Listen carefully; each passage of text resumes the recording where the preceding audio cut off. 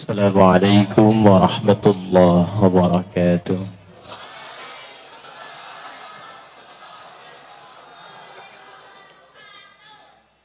Alhamdulillahilladzi allafa qulubana fa asbahna bi ni'matihi ikhwana.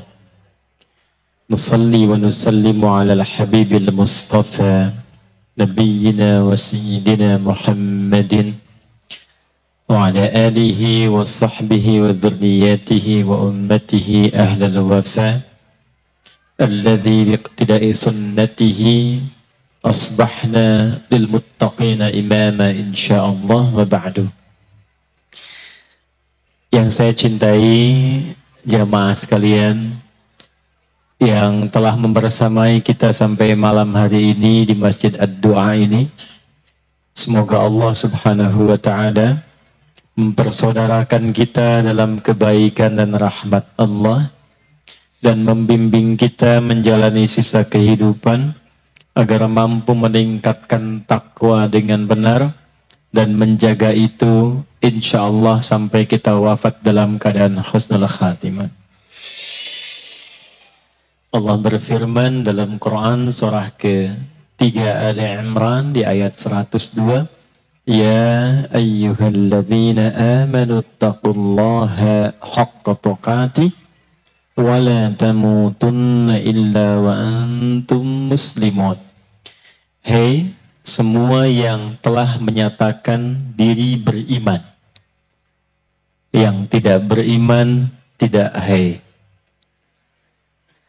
Hei yang telah menyatakan diri beriman pada Allah Subhanahu wa taala, buktikan keimananmu dengan menunaikan takwa secara serius selama kamu hidup.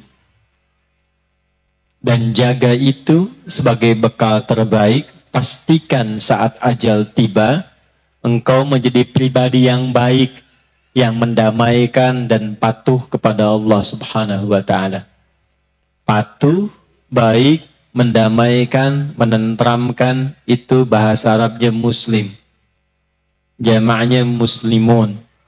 Ketika kita mengatakan saya orang Islam, saya muslim, maka ciri pertamanya ditandai dengan patuh kepada Allah Subhanahu wa taala dan Rasulnya. Kepatuhan itu yang memberikan kedamaian pada diri kita, ketenangan, dan saat yang bersamaan memberikan ketenangan dan kedamaian pada orang-orang yang bergaul dengan kita dan kehidupan sekitaran kita. Jadi kalau kita mengaku muslim tapi tidak memberikan ketenangan pada orang yang berinteraksi dengan kita dan hadir di sekitaran kita, maka keislaman kita perlu pembuktian lebih. Bagaimana menjadi muslim yang sejati? Bagaimana menjaga takwa selama berkehidupan? Maka dipilihlah oleh Allah satu sosok manusia mulia yang lahir di tempat yang mulia, di waktu yang mulia, dalam keadaan yang mulia. Dialah Nabi kita, Nabi Muhammad sallallahu alaihi wasallam. Saking mulianya beliau dan pentingnya kita mengikuti tuntunan yang telah Allah rincikan kepada beliau, maka semua itu dilekatkan dengan syahadat kita kepada Allah. Karena itu saat seorang muslim bersyahadat dan dikuatkan dalam setiap sholat untuk mengingatkan itu, maka kita katakan asyhadu an la ilaha illallah. Bagaimana cara berasyhadu alla ilaha illallah? Saya bersaksi tidak ada yang dipertuhankan kecuali hanya Allah saja, dan tidak ada yang disembah kecuali hanya Allah saja. Bagaimana cara menuhankan Allah dan cara menyembah Allah? Maka kata Allah, lihatlah apa yang telah aku tunjukkan pada Muhammad sallallahu alaihi wasallam. Maka komitmen kita menaati Rasulullah diungkapkan dengan bagian kedua dalam syahadat, wa asyhadu anna Muhammadan Rasulullah. Menariknya, semua aspek hidup kita, dari mulai bangun tidur sampai tidur lagi, itu telah lengkap diajarkan oleh Allah kepada Rasulullah SAW untuk diteruskan kembali kepada seluruh umatnya agar dipraktekkan. Dan tidak ada satupun umat manusia yang benar-benar mempraktekkan tuntunan Nabi ini, kecuali apapun profesinya, di mana dia tinggal, dalam keadaan apapun, itu tercatat dalam sejarah selalu sukses aktivitasnya dan bahagia hidupnya. Sukses aktivitasnya dan bahagia hidupnya. Dan tidak ada di muka bumi ini satu tuntunan dalam agama yang mengajarkan kita cara menjalani hidup dari bangun tidur sampai tidur lagi.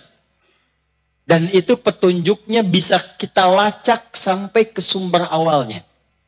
Dari sifulan ketemu ke Nabi, dari Nabi itu langsung dibacakan ayatnya. Ada ayatnya, ada dalilnya, ada keterangannya. Berbahagialah kita dalam Islam mendapatkan itu.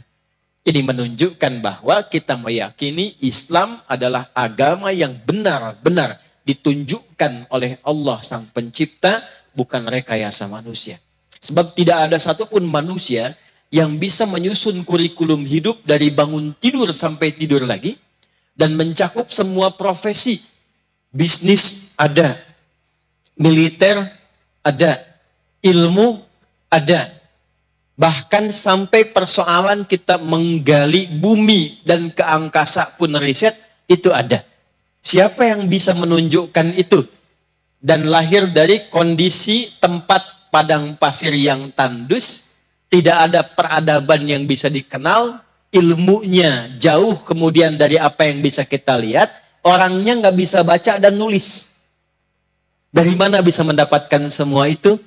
Kecuali Allah menunjukkan kepada beliau untuk menetapkan bahwa ini adalah wahyu, petunjuk dan pedoman hidup, bukan karya manusia. Itu batuk. Tandanya ada yang penting. Kode kan? Nah, kodenya apa? Kodenya adalah orang-orang dulu itu begitu iman, sami'na wa ata'na. Mempraktekkan apa yang Nabi tunjukkan sehingga kesuksesan itu betul-betul bisa diraih. Kalau nggak percaya silahkan, semua levelnya. Abdurrahman bin Auf itu pedagang, pebisnis. Sebelum masuk Islam, itu beliau dagang. Berhasil, ada kekayaan. Tapi perhatikan setelah masuk Islam, turun ayat-ayat bisnis, ayat-ayat dagang, Nabi tunjukkan cara dagang yang benar. Setelah itu terjadi perubahan dalam dagangnya. Setiap dipraktekkan petunjuk itu, dagangnya Abdurrahman bin Auf selalu tidak pernah kembali modal. Jadi kalau orang Islam praktekkan itu, yakin dagangnya nggak akan pernah kembali modal. Selalu kembali untung. Kemarin saya coba meriset berapa yang dihasilkan oleh Abdurrahman bin Auf selama hidupnya sampai beliau wafat. Ternyata terkumpul hartanya itu kurang lebih, kalau dikalkulasi sekarang, 72.000 triliun. Orang kaya sekarang, terkaya di bumi kurang lebih baru kisaran 3.000 triliun. Ada Elon Musk, ada Jeff Bezos, dan yang lainnya itu baru 3.000 triliun. Abdurrahman bin Auf itu 72.000 triliun. Semua yang tadinya biasa jadi pintar. Abdullah bin Abbas, Abdullah bin Mas'ud radhiyallahu taala anhuma, contoh. Ini setelah masuk Islam, meningkat kepintarannya, mengambil jalur ilmu, dipraktekkan cara belajar yang didasarkan pada pedoman wahyu, ditunjukkan oleh Nabi. Itu sepeninggal Nabi, setiap belajar bahasa asing itu cuma 3 hari sudah lancar. Di semua aspek. Amr bin As, seorang diplomat. Sebelum kenal Islam, biasa saja. Pintar, tapi biasa. Setelah masuk Islam sepeninggal Nabi, itu cuma jalan ekspedisi. Dari mulai Mesir, ke Libya, ke Tunisia, Maroko, Aljazair, berhenti kemudian di Syam. Terakhir di Syria. Semua tempat yang dilewatinya itu berubah jadi suasana kota berkemajuan, penduduknya masuk Islam tanpa peperangan, dan hebatnya semua tempatnya maju. Sampai Afrika Utara, itu dulu itu menjadi provinsi. Afrika Utara provinsi. Dan panglimanya namanya Tariq bin Ziyad, gubernurnya Musa bin Nusair. Satu kekuatan panglimanya diminta bantuan dari Andalusia, sekarang Iberia, Spanyol, Portugal, daerah-daerah situ tuh, ya. Daerahnya Ronaldo, kemudian Xavi Hernandez dan sebagainya, daerah situ. Ya, terserah. Ya. Itu minta bantuan, dibantu ke situ, datang pasukan muslim untuk bantu. Dibebaskan dari kungkungan penganiayaan, dibantu membangun kota, hasilnya jadi peradaban 7 abad di Eropa. Sampai sekarang jejaknya masih bisa dilihat. Yang mau saya katakan, semua apa yang dituntunkan oleh Rasulullah SAW berdasarkan pedoman wahyu, itu disiapkan langsung untuk mengantarkan semua aktivitas manusia menuju kesuksesan dan kebahagiaan sesuai dengan pilihan hidupnya masing-masing. Di mana kita memilih, di situ kita bisa mendapatkan keteladanan terbaik yang kita jaga sampai kita wafat. Dalam bahasa Arab, sesuatu yang kalau diikuti jadi teladan dan pilihan terbaik, itu disebut dengan uswah namanya. Saya ulangi, apa namanya? Uswah. Maka turunlah Quran surah ke-33 ayat 21. Laqad kana lakum fi Rasulillahi uswatun hasanah. Tolong catat dulu ini ya. Ini baru mukaddimah, kita belum mulai, tenang saja. Ya, saya pulang besok sampai subuh pun silahkan Anda. Ya. Saya jam 9 selesai. Lihat sini. Laqad kana lakum fi Rasulillahi uswatun hasanah. Pakai lamnya taukid, qadnya tahqiq. Saya pastikan kata Allah dan saya jamin tahqiq. Kana lakum, telah saya tetapkan fi Rasulillahi, dalam perjalanan hidup Rasulullah sallallahu alaihi wasallam.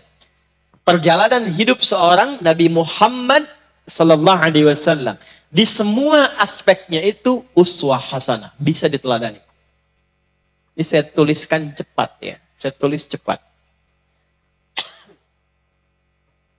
Bismillah. Perhatikan baik-baik sini. Laqad kana lakum fi Rasulillahi apa? Uswah. Lihat sini, ini ilmunya agak mahal sedikit karena jarang dikaji.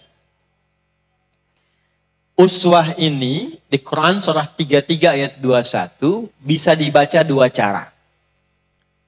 Bisa dibaca uswah, riwayat Hafiz dari Asim. Bisa dibaca iswah, riwayat Qalun juga Warash dari Nafi'. Jadi kita bisa baca ayat ini dengan misal, laqad kana lakum fi Rasulillahi uswatun hasanah, atau laqad kana lakum fi Rasulillahi iswatun hasanah. Bisa pakai u, bisa pakai i.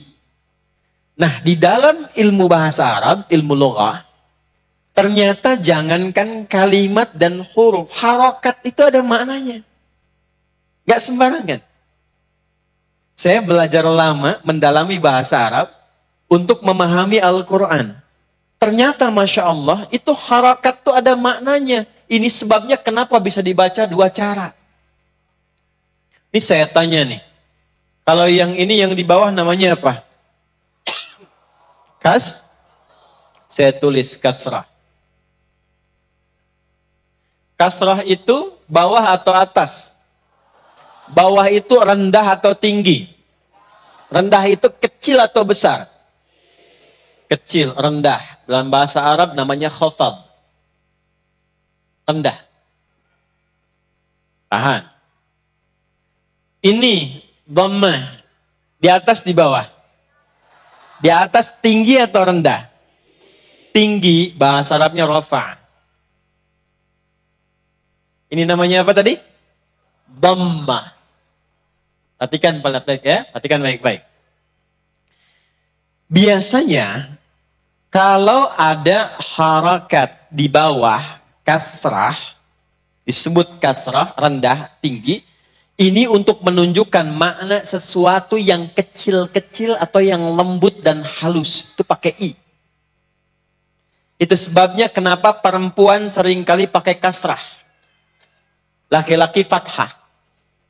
Ya, misal, laki-laki anta, a, karena tebal, lebar. Perempuan anti, i. Laki-laki jazakallah khair. Perempuan jazakillah khair. Kenapa selalu i? Untuk menunjukkan sifat perempuan itu lebih lembut, lebih halus dibandingkan laki-laki. Ya. Kayak kalau nanti antum i'tikaf di sini, pas mau ambil wudhu, tuh di belakang tiang listrik misalnya ada suara jam 3. Ya. Antum gak usah takut, tunjuk aja. Kasroh ya. Terus dia berubah. Bilang apa? Fathah. Oke. Dulu saya di Garut, ini kisah nyata. Teman saya ngajak talim ke sana, dia ada villa. Tiba-tiba baru datang istirahat, beliau kemudian bawa gorengan. Kata beliau, Ustadz, ini silahkan sukun dimakan. Oh, saya bilang ini bukan sukun, Pak. Ini fathah. Kalau sukun masih di atas, bulat. Dia jatuh ke bawah, kasroh pecah. Bapak potong-potong digoreng, ini fathah. Saya kira cukup ketawa beliau, ternyata dibawa lagi ke dapur ke istrinya. Beliau katakan, Ma, kata Pak Ustadz, ini bukan sukun. Apa, Pak? Fathah. Ini kisah nyata, saya tidak mengarang. Kalau dhammah, letaknya di atas. Dan harakatnya Dhammah itu dari kata indhamma, menunjuk sesuatu yang banyak, yang mengumpul. Karena itu kalau kita mengeluarkan suara bersama itu banyak kumpul. Tempatnya tinggi. Kenapa bisa dibaca dua riwayat ini? Untuk memberikan makna yang lengkap. Bahasa kekiniannya komprehensif. Bahwa semua yang bersumber dari Rasulullah itu, jangankan yang tinggi-tingginya. Sholatnya sampai kaki bengkak. Sedekahnya yang tak terhitung. Sifat berbaginya yang luar biasa. Yang kecil-kecilnya pun yang rendah-rendah, itu kalau diikuti jadi teladan. Senyumnya, ya, jalannya. Tuh. Habib Umar bin Hafid itu paling banyak meniru keteladanan Rasulullah. Antum lihat beliau senyum aja udah adem tuh. Jadi yang kecil-kecil saja jadi teladan, apalagi yang besar-besarnya.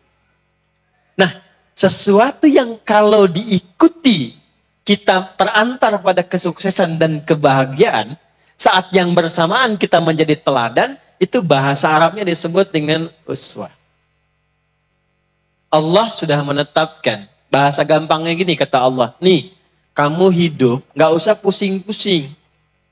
Silahkan pilih mau jadi apa, mau mengerjakan apa, jaga sampai wafat. Nanti cara ikhtiarnya, aku sudah tunjukkan kepada Muhammad SAW. Ini pedomannya. Kalau engkau memilih passionnya pakai harta berdagang, nih ayatnya ini keterangan Muhammad SAW-nya, kerjakan.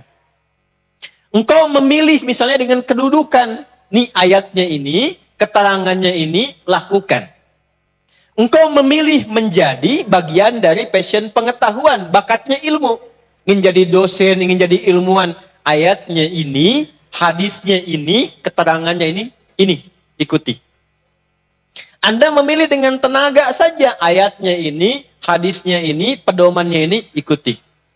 Dan semua yang pernah merujuk ke situ dimanapun, itu selalu sukses dan berhasil membangun tempat di mana dia bertapak. Jadi kalau orang Islamnya benar mempraktekkan, itu tempat dia tinggal terbantu. Jadi kalau Anda tinggal di Lampung, semua profesi mengikuti apa yang ditunjukkan ini, itu ada pedoman, ada value-nya, itu dalam Anda sadar atau tidak. Silahkan cek, silahkan buktikan. Itu pasti Lampung menjadi kota yang maju, mencerahkan, dan jadi teladan. Tidak cukup dengan amin, praktekkan dulu. Untuk pembuktian. Jelas? Jelas? Baik, karena sudah jelas saya cukupkan pengajian malam hari ini. Jelas? Sudah setengah jam saya terangkan, belum jelas juga. Baik. Nah, ini mukaddimahnya. Karena itu, kenapa saya katakan ini? Karena kita akan memulai satu kajian yang baru. Pada satu topik yang sekarang banyak dilupakan dan orang lupa serta kita kehilangan itu. Kita kehilangan itu. Apa topik kajiannya? Topik kajiannya sederhana saja. Judul kajian yang akan kita buka dan insya Allah saya akan buatkan semacam silabusnya. Sehingga setiap datang itu kita akan tahu apa yang akan dipelajari. Judul kajiannya As-Sunnah An-Nabawiyah. Dalam bahasa kitanya 24 jam bersama Rasulullah SAW. Kita akan belajar insya Allah aktivitas kegiatan Nabi dari mulai bangun tidur sampai dengan tidur kembali. Apa yang Nabi tunjukkan kepada kita, bagaimana cara melakukannya, dan seperti apa ditempatkan di tempat kita beraktivitas. Sepakat? Baik. Insya Allah malam hari ini adalah malam pembuka. Kita akan masuk pada mukaddimah yang kedua. Setelah itu, baru kemudian kita mulai dengan aktivitas pertama pada malam hari ini. Apa yang dicontohkan Nabi SAW dari bangun tidur dulu. Setelah itu kita runtutkan terus sampai tidur kembali. Ya, mungkin ini butuh waktu kurang lebih kalau konsisten ya 5-10 tahun lah kalau tuntas dibahas ya. Insyaallah. Baik. Yuk kita cepat dulu. Saya mau tanya begini. Ini ada minuman. Contoh aja dulu, ada minuman. Ya. Kalau kita mau minum, Nabi pernah tunjukkan nggak? Saya ulang. Kalau kita ingin minum, Nabi pernah tunjukkan nggak? Pernah contohkan? Pernah. Berarti ada tuntunannya. Ini ada pakaian. Saat kita mau pakai pakaian, ada nggak tuntunannya dari Nabi? Ada. Anda masuk masjid, ada nggak tuntunannya? Ada. Kakinya diatur nggak? Saat kaki masuk dengan keluar sama tidak? Tidak. Anda ke toilet tuh, pengen ke toilet dulu, ada tuntunannya nggak? Saya tanya nih, kakinya diatur nggak? Masuk masjid kaki apa? Kanan. Keluar toilet kaki? Oh, awas tuh.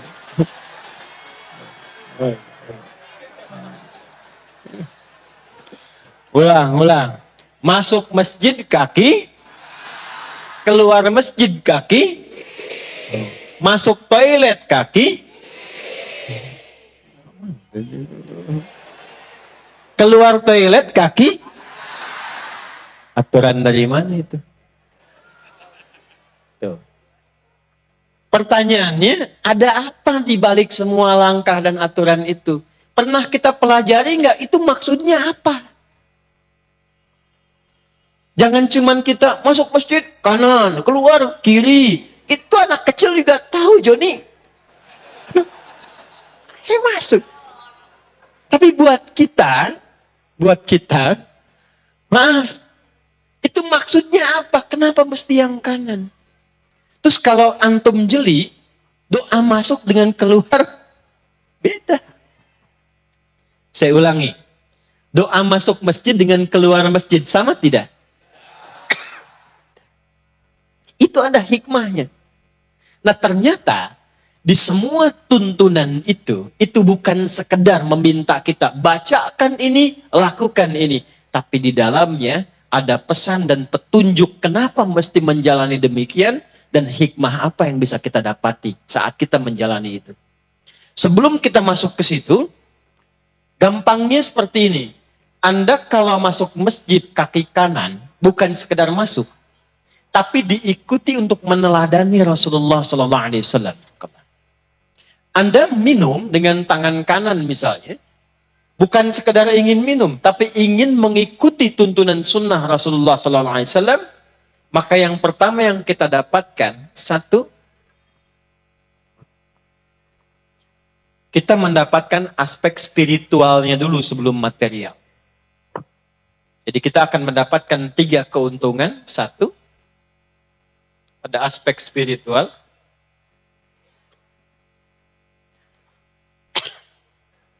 Quran surah 3, pakai dalil dulu, ayat 31. Quran surah 3, ayat 31. Sudah? Qul in kuntum tuhibbunallaha fattabi'uni yuhibbukumullahu wa yaghfir lakum dzunubakum. Satu, orang-orang yang, perhatikan baik-baik, dalam hidupnya berusaha mengikuti contoh teladan yang pernah Nabi tunjukkan. Secara singkatnya, selama hidupnya dia akan mendapatkan cinta Allah Subhanahu wa taala. Ini yang mahal, cinta Allah. Kalau Allah sudah mencintai seorang hamba, itu bukan dunia dulu yang diberikan. Dunia terlalu kecil. Kalau Allah sudah mencintai seorang hamba, yang diberikan adalah ampunan dari semua dosa-dosa yang pernah ia kerjakan selama hidupnya. Ampunan dosa. Pengertian terbaliknya, jika ada di antara kita, saya, Anda, kita, pernah berbuat salah, melakukan tindakan kriminal, kemudian ketiba kita merasa sadar itu salah, ingin tobat, ingin minta ampun kepada Allah. Yakinlah teman-teman, di saat itu sebetulnya Allah sedang menanamkan cintanya kepada kita. Sebab kalau nggak cinta, nggak akan mungkin dibimbing untuk tobat, untuk menghilangkan maksiat. Itu cinta Allah sedang diturunkan. Itu ada di Quran surah kedua ayat 222. Innallaha yuhibbut tawwabin. Sungguh Allah mencintai orang-orang salah yang dia tobat untuk menjadi saleh. Ketika ada getaran dalam hati untuk tobat, cepat sambut itu. Itu tandanya Allah sedang mencintai kita. Sambut cinta itu.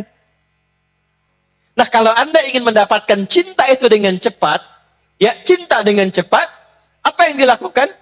Jadikan semua kegiatan kita untuk mengikuti Nabi. Niatkan mengikuti Rasulullah. Itu seketika apa yang kita kerjakan menurunkan cinta Allah Subhanahu wa ta'ala.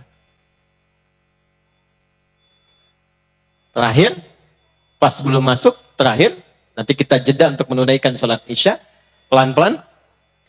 Orang yang selalu hidupnya menjadikan kegiatannya diikutkan untuk meneladani Rasulullah SAW, selain mendapatkan cinta Allah, 2, berpeluang mendapatkan syafaat. Syafaat Rasulullah SAW. Hadis Muslim. Saya mau tutup dulu. Perhatikan baik-baik.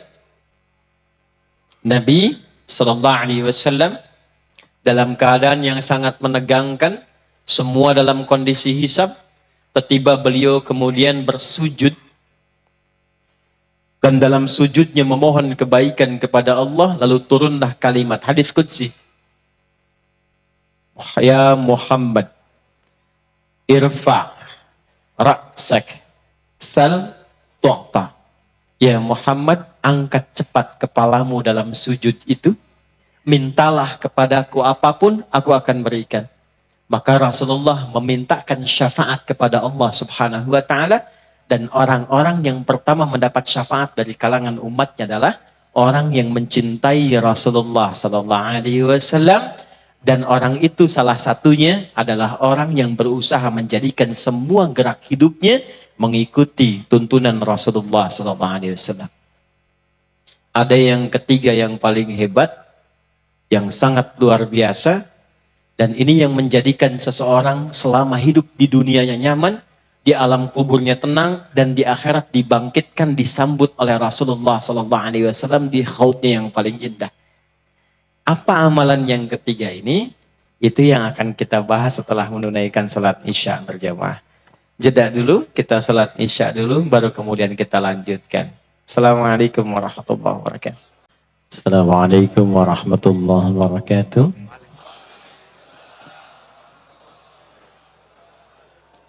Alhamdulillah, wassalatu wassalamu ala rasulillah wa ala alihi wa sahbihi wa man walah wa ba'd. Teman-teman, saudara-saudariku dan pemirsa dimanapun Anda berada, kita di sini telah menunaikan salat Isya berjamaah waktu Indonesia bagian Lampung. Semoga Allah Subhanahu wa taala menerima salat yang telah kita tunaikan dan mengabulkan doa-doa yang kita mohonkan. Tadi imam kita membacakan di rakaat pertama Quran surah keempat An-Nisa di ayat 138 sampai 140. Pesan pentingnya adalah supaya konsisten menjalani kehidupan dengan baik. Kalau sudah muslim, jauhi sifat-sifat inkonsistensi, khususnya pada sifat-sifat yang bertentangan dengan kebaikan di isi hati. Bahasa Qur'annya sifat nifak, orangnya disebut dengan munafik. Antara hati dengan perilaku dan kata-kata itu berbeda. Jika ada yang mempertahankan diri dengan sifat nifaknya, misal dia mengatakan muslim tapi mengolok-olok ajaran keislamannya.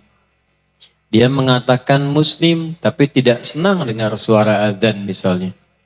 Dia mengatakan muslim tapi tidak senang dengan nilai-nilai keislaman yang dia anut.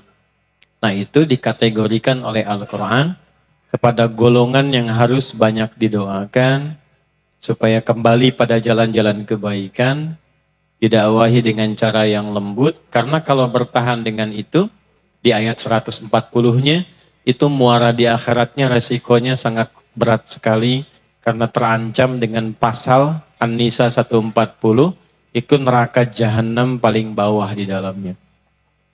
Kemudian yang kedua, rakaat kedua dibacakan tentang surah Al-Ma'un. Asalnya begini, jadi ada 3 tokoh di dalamnya. Yang paling populer itu ada Abu Sufyan, satu lagi Abu Jahal. Mereka ini punya kebiasaan suka berbagi.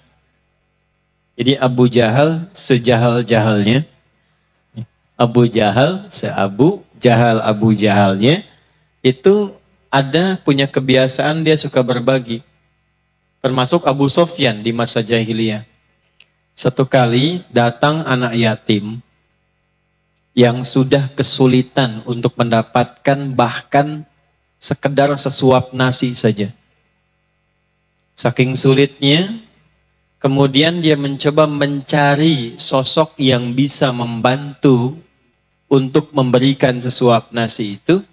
Maka datanglah ke tempatnya Abu Sufyan yang diketahui setiap pekan itu suka potong hewan.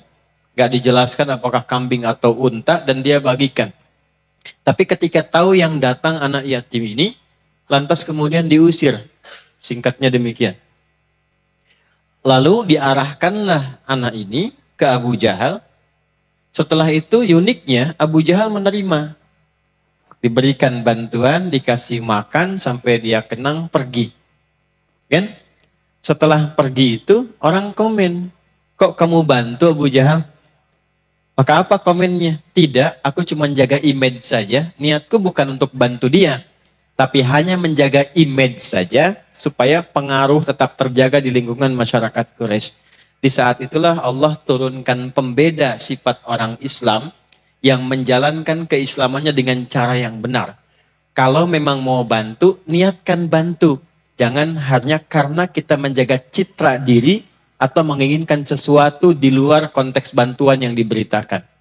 Ya, atau yang diberikan. Bahasa keren kekiniannya, kalau mau bantu, bantu, jangan pencitraan gitu. Ya, turunnya surah Al-Maun. Ara'aital ladzi yukadzibu biddin. Maka disitulah identitas seorang muslim dikatakan benar beragamanya, benar sholatnya, fawailul lil alladzina hum an salatihim alladzina hum yura'un wa yamna'unal. Seorang muslim benar sholatnya. Barusan kita isya, benar sholat isyanya, bagus sholatnya, bukan sekedar benar rukun dan syaratnya. Dari takbir sampai salam. Tapi bagaimana percikan semua nilai kebaikan dalam sholat dipraktekkan dalam interaksi sosial kita. Dengan tetangga baik, dengan orang sekitaran baik. Lebih daripada 4 kan? Ada yang menuliskan 9, ada 11, ada 11 plus 1. Dengan plus 1-nya Maria Al-Qibtiyah. Itu yang Nabi lakukan dalam hidup karena perintah Allah. Jadi nikahnya Nabi itu perintah. Awas, hati-hati loh. Nikahi Sayyidah Aisyah, nikahi Sayyidah Zainab, nikahi ini. Itu perintah Allah. Jelas? Tapi melekat pada kehidupan Nabi. Tapi itu tidak menjadi sunnah buat antum. Jelas? Aneh mau ikut sunnah Nabi. Istri 11. Masya Allah. Ya? Nah itu konslet. Ya? Jelas? Ya, tidak semua yang melekat kepada Nabi itu menjadi apa? Sunnah. Tapi ketika Nabi praktekkan dan petunjuknya itu diminta kita meneladani itu semua, maka disebut apa namanya? Sunnah. Sunnah itu jalan hidup namanya. Jalan yang dilalui. Ketika semua juga punya jalan dan karakter, maka yang ini melekat khusus kepada Nabi. Maka dimasukkan sifat di dalamnya. Nyatu. As-sunnah an-nabawiyah. Jalan hidup yang pernah dilakukan dan dituntun oleh Nabi Sallallahu Alaihi Wasallam. Ini menjadi materi penting, seharusnya wajib bagi setiap muslim itu belajar itu. Karena itu yang bisa menuntun dan menyelamatkan kita dalam berbagai medan kehidupan kita di 3 alam. Dunia, alam kubur, sampai dengan akhirat. Dan pembuktian dunia sudah selesai. Antum kalau nggak percaya, kita kan punya disiplin ilmu banyak. Kita tuh paling kaya disiplin ilmunya. Hadis, fikih, akidah, kemudian ada bidang sejarah, ada bidang lughah, lughahnya dibagi lagi, ada nahwu, ada saraf, ada balaghah, balaghah dibagi 3, ada ma'ani, ada bayan, ada badi', ada arud, arud dibagi 16 bahar, ada tawil, ada rajas, ada madid dan sebagainya sampai ke adab. Adab dibagi lagi, ada syair, ada qasidah, ada macam-macam. Kita paling kaya itu. Batuk. Ada yang penting. Apa yang pentingnya? Silahkan cek ngaji di kitab sejarah. Dan sejarah kita bukan fiktif. Satu-satunya perjalanan sejarah sampai melacak orangnya. Kapan hidup, kapan wafat, hidupnya bagaimana, cuma di Islam. Bahkan ada sejarah tentang wafatnya saja. Wafayatul a'yan. Ada diceritakan tentang kisah orang hebat dari lahir, profilnya sampai hebat. Syiar A'lam Nubala 29 jilid. Ada yang diceritakan di bidang hadis saja, Mizanul I'tidal. Ya itu ada semua. Komplit. Silahkan Anda cek orang-orang yang pernah mengikuti Nabi di eranya dan diikuti lagi oleh orang generasi setelahnya. Silahkan cek dalam sejarah. Buktikan apakah mereka sukses atau tidak. Buktikan saja. Bandingkan Abu Bakar, Umar, Uthman, Ali radhiyallahu ta'ala anhum jami'an sebelum masuk Islam dengan setelah masuk Islam. Buktikan. Setelah itu beda generasi. Masa tabi'in. Silahkan cek. Imam Mujahid, Ikrimah dan sebagainya. Ya, itu kan awalnya apa? Awalnya itu cuma asisten. Muridnya Ibnu Abbas radhiyallahu taala anhuma. Asisten. Bahkan di masa itu asistennya itu ada yang menyebutnya dengan budak. Dan Islam datang membebaskan perbudakan. Cuma jadi asistennya seorang alim. Sahabat junior dan saudara Nabi SAW itu tiba jadi ulama besar. Begitu Ibnu Abbas radhiyallahu taala anhuma meninggal, itu Mujahid jadi ulama besar, Ikrimah jadi ulama besar. Cek lagi setelahnya tabi'in di generasi awal-awal itu. Coba lihat Abu Hanifah. Abu Hanifah masuk tabi'in. Lihat Imam Malik rahimahullahu taala. Imam Syafi'i, Imam Ahmad bin Hanbal. Kita kenal sekarang kan, lewat karya-karyanya. Dan bahkan kita jaga nama baiknya. Orang sekarang nggak pernah ketemu Imam Syafi'i. Imam Syafi'i itu lahir 150 Hijrah. Sekarang sudah 1445 Hijrah. Antum keluar dari sini, maki-maki tuh Imam Syafi'i. Se-Indonesia memarahi antum tuh. Padahal nggak pernah ketemu. Kok bisa begitu tuh? Kok bisa begitu? Pokoknya silahkan Anda cek dimanapun orang-orang yang ikut ini, apapun pilihannya, di ilmu pengetahuan, di karir, di diplomat, di birokrat, dalam segala aspek sukses. Dan hebatnya saat dia sukses diperintahkan oleh agamanya, bangun dengan kesuksesanmu itu negerimu, bangun kampungmu, bangun kotamu. Tidak disebut seorang yang muslim yang baik, tidak disebut seorang muslim yang baik, kalau kesuksesannya hanya dikhususkan untuk pribadinya saja. Nabi datang ke Yathrib, kotanya tertinggal. Tapi setelah lestari semua diajarkan oleh Nabi, berubah kota itu menjadi suasana kota yang hebat, metropolitan, yang paling unggul, yang paling menginspirasi. Berubah jadi Al-Madinah, Al-Munawwarah. Dan dimanapun selalu berubah. Maka saya yakin kalau di Indonesia ini orang Islamnya benar, dan diikuti tuntunan ini, karena semuanya baik, nggak ada yang nggak baik. Saya yakin, demi Allah saya katakan, cepat atau lambat, kalau Anda ingin buktikan, cek di Lampung dulu. Jadi muslim yang baik, praktekkan semua tuntunan ini, lihat. Nggak usah nunggu lama, setahun, 2 tahun ke depan, apa yang terjadi pada Lampung. Cukup kerjakan saja itu. Dan nggak akan pernah melanggar ketentuan-ketentuan dan tidak akan pernah bertentangan dengan hukum yang berlaku di negara Kesatuan Republik Indonesia. Karena Islam itu desainnya unik.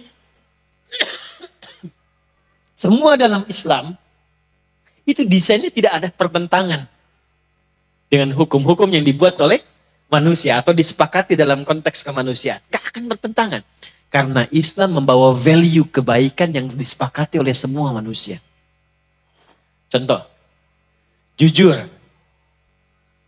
Siapa yang tidak mau jujur? Silahkan cek. Integritas, rendah hati, sabar, kerja keras, ada semua ayatnya. Karena itu tidak perlu lama-lama, yuk kita mulai materi pertama di pertemuan pertama ini. Kita akan susun kurikulumnya dari bangun tidur sampai dengan tidur kembali. Materi pertama, cara bangun tidurnya Nabi Sallallahu Alaihi Wasallam. Oke. Ya, sebelum dimulai, ingat lagi kaidah ini ya. Ingat kaidah ini.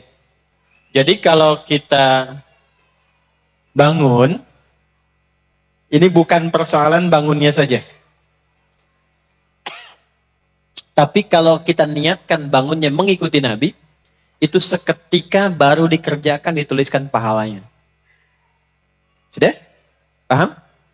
Jadi jangan dipahami bahwa bangun begitu saja, tidak. Begitu diniatkan ikut Nabi, dituliskan pahala. 10 kebaikan. Nanti itu akan ditampakkan hasil dari pekerjaan kita itu sesaat sebelum wafat dalam sakaratul maut. Ya, kalau mau coba silahkan malam ini ya, cek misal ya. Tapi nggak bisa kalau belum tiba ajal. Nanti ditampakkan. Itulah sebabnya kenapa ketika ditampakkan dia tenang, nyaman, senyum, meninggal. Ya, saking tenangnya Allah pun manggilnya dengan jiwa yang tenang ya. Ya Tuhan nafsul Mutmainah. Quran surah 89 ayat 27 sampai dengan 30. Jadi begitu diikuti, diniatkan, pahala dituliskan. Ini yang paling mahal. Cinta Allah diturunkan. Kalaupun ada cara-cara yang lain, kita ikuti yang ini, cinta Allah diturunkan. Ya, yang lainnya adalah pedoman kita. Yuk kita mulai. 1. Catat dulu ayatnya. Dah, handphonenya turun semua, kita fokus dulu supaya apa yang kita terangkan, karena ini penting sekali. Ya, penting sekali supaya fokusnya betul-betul bisa kita pahami dengan baik dan mudah untuk diamalkan. Siap? 1. Quran surah ketiga. Sudah? Saya kasih kurung untuk menjelaskan surah Ali Imran. Ali Imran. Saya kasih kurung tutup supaya nggak lepas. Surah ketiga Ali Imran ayat 190 sampai 200. Quran surah 3 ayat 190 sampai, kita buat kesepakatan ya. Dan insya Allah jadi pahala yang memotivasi kita semua. Mulai malam ini, karena kita insya Allah akan ada kajian rutin yang tersilabuskan. Mulai malam ini, kalau saya tuliskan ayat, itu artinya mesti hafal. Halo? Sepakat? Ya. Nah, artinya pertemuan berikutnya ketika saya datang, ini akan menjadi kata kunci masuk ke masjid ini. Saya minta tolong nanti ya, yang para penghafal Quran tolong ditebarkan di setiap pintu-pintu masjid. Datang di awal waktu, hafal, silahkan. Sampai 200, saf depan dekat Ustaz. Oke? 195, oh tengah-tengah. 190 dekat pintu. Belum hafal, luar. Sepakat? Kan lama sebulan. Sebulan lama sekali. Ya? Sebulan berapa hari? 30. Jadi kalau itu ada kurang lebih 10 ayat, kurang lebih 10 sampai 11 ayat, 30 bagi 10, 3. Apa nggak bisa 3 hari menghafal 1 ayat? Ya, sangat lama sekali 3 hari 1 ayat. Sepakat ya? Sepakat, kita cari pahalanya. Mudah-mudahan pertemuan berikutnya semua menjadi ahli Al-Quran yang dicintai Allah Subhanahu Wa Taala. Ya, tidak cukup dengan amin. Hafalin, ingat nih.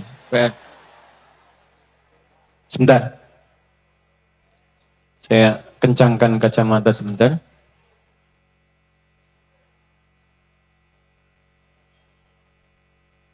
Saya cuma lihat wajah-wajahnya aja ya. Baik. Jadi pekan depan saya sudah tahu tuh. Kalau sini lagi bulan depan, ini ada wajah-wajah ini tuh.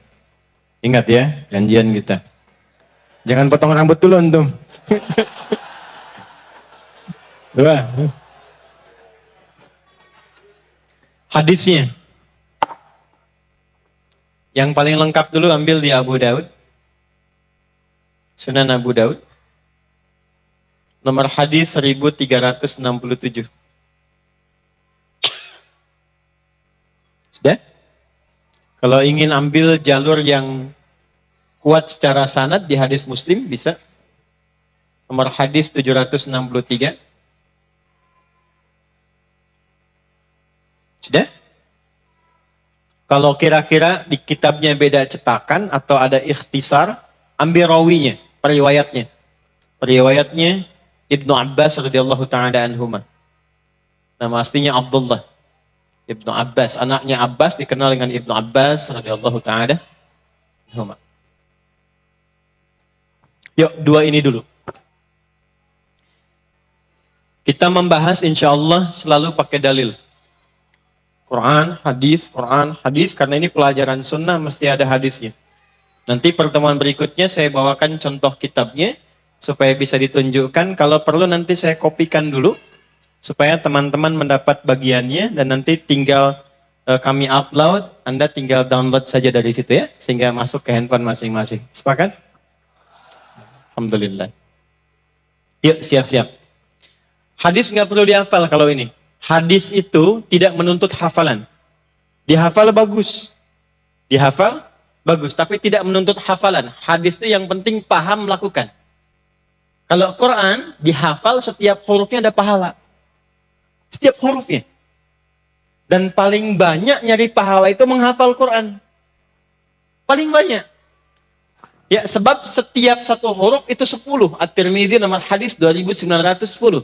Man qara'a harfan min kitabillahi falahu asyru hasanat. Siapa yang baca Quran satu huruf saja dapat 10 kebaikan. Dan gak ada orang baca Quran itu cuma satu huruf. Nun, lumayan. Lumayan 10, ya? Nggak ada. Pasti banyak. Nah, yang menghafal itu mustahil ada yang satu, dan kalaupun satu pasti diulang-ulang. Diulang-ulang. Nggak ada orang yang menghafal Quran cuma sekali baca. Alif Lam Mim. Dzalikal kitabu dzalikal kitabu dzalikal kitabu dzalikal kitabu la raiba fi la raiba fi la raiba fi dzalikal kitabu la raiba fi hudan lil muttaqin dzalikal kitabu la raiba fi hudan lil muttaqin. Hitung berapa huruf, yang bisa ngitung saya kasih hadiah umrah. 1, 2, 3, waktu habis. Gak ada orang baca ngapalin Quran tuh gak mungkin cuma sehuruf, gak mungkin sekali baca. Berapa pahalanya tuh? Maka jadikan motivasi itu ya. Hafalkan, ini hadisnya. Yuk kita masuk ke hadisnya dulu. Langsung saja.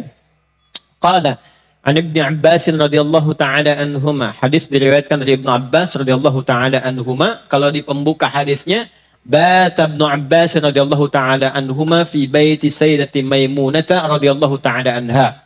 Satu kali Ibnu Abbas itu ingin menginap di rumah bibinya Sayyidah Maimunah, istri Nabi sallallahu alaihi wasallam. Kurang lebih posisinya di sini nih. Jadi kalau satu kali umrah atau haji, teman-teman bisa cari posisi. Kalau pas berangkat dengan saya, nanti saya bisa tunjukkan insyaallah.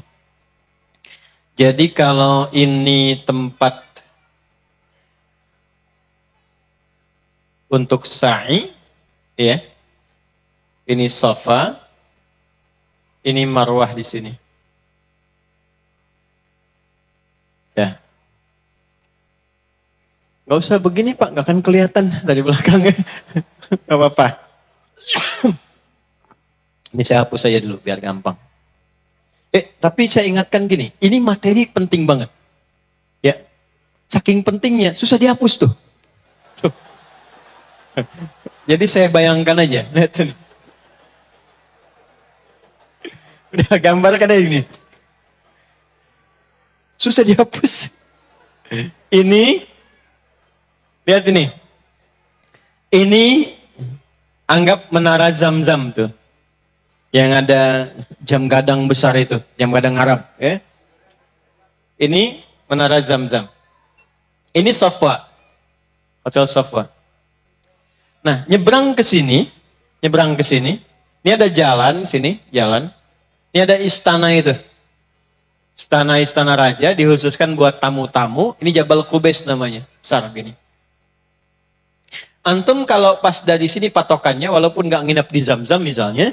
Kalau pengen dari Zam-Zam lurus, terus belok kanan di sini. Jadi keluar, langsung belok kanan. Kalau sekarang karena sedang ada perbaikan, itu kita harus ke sini pakai pakaian ihram. Kalau nanti sudah normal, langsung belok kanan ke sini. Begitu ke kanan, cirinya gampang. Di sini ada pos security nih sini. Ya, yang di atas istana, atasnya ini pos security di sini. Belok ke arah sini. Nanti CCTV-nya warna putih, ngadepnya ke sini. Batasnya warna merah, ada yang jaga di sini. Lurus terus ke sini nih. Ada pintu 26, Gate Ismail. Kemudian ikuti ke sini sedikit. Nah, di sini bertemu dengan Babun Nabi namanya. Get Nabi sallallahu alaihi wasallam. Dah, di sini ada babun Nabi, get Nabi sallallahu alaihi wasallam. Kesininya terus kita akan temukan di sini ada babus salam, lurus terus babus salam. Yang kalau turun pakai eskalator ke bawah, ada yang tangga tengah-tengah, ini untuk eskalator naik ke atas. Ya, yang jaganya pakai pakaian putih, ini kursi hijau, sini kursi merah. Ya.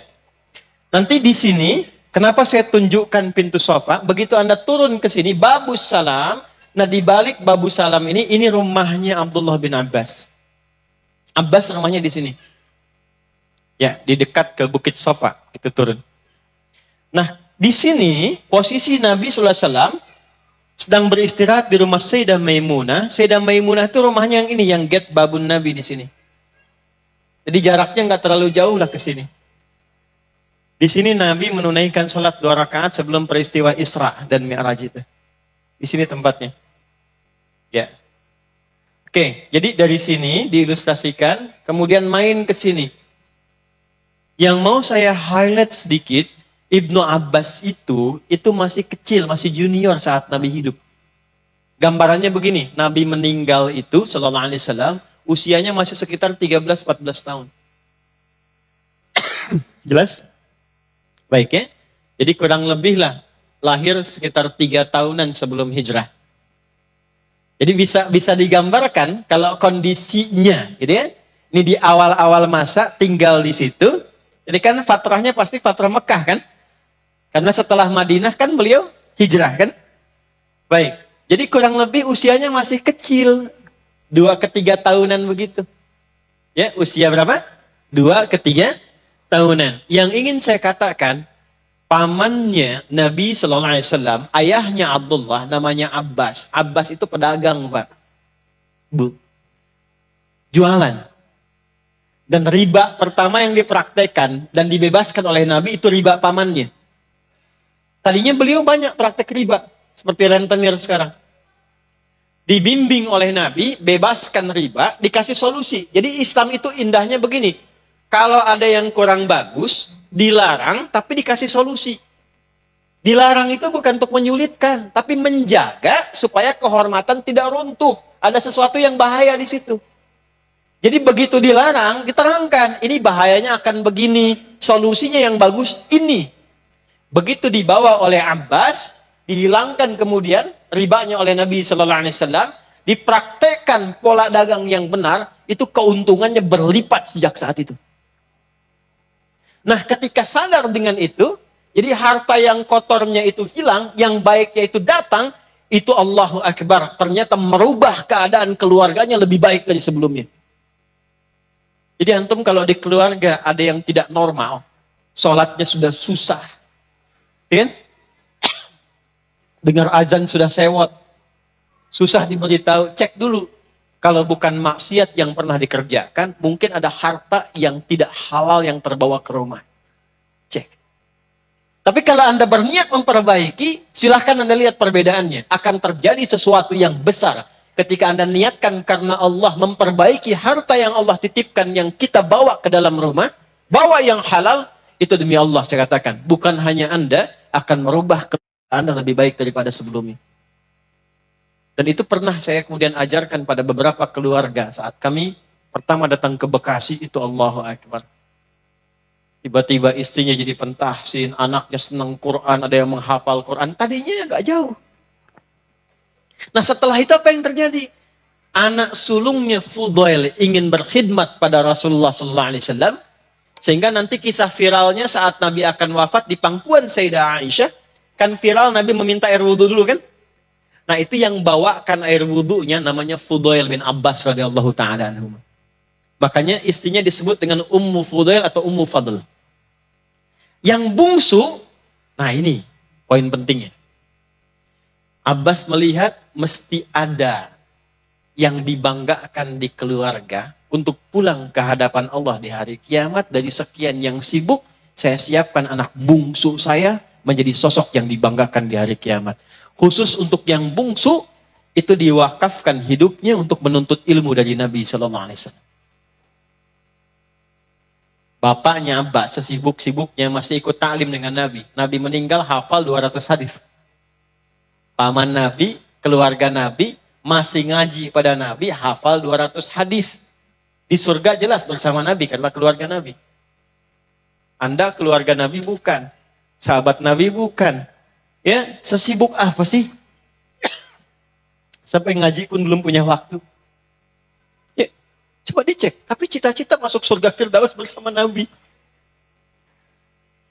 Nah, ini sepeninggal Nabi, bapaknya hafal 200 hadis, anaknya hafal 2000 hadis. Allah kirimkan kepada antum. Ada ayah, ada ibu, antum, istri, anak. Kirim 1 anak, belum ada. 2 anak, belum ada. 3 anak. Kalau sudah 4, 5 anak, belum ada yang dekat dengan Allah. Berapa anak lagi yang perlu diberikan supaya antum punya kebanggaan di hadapan Allah?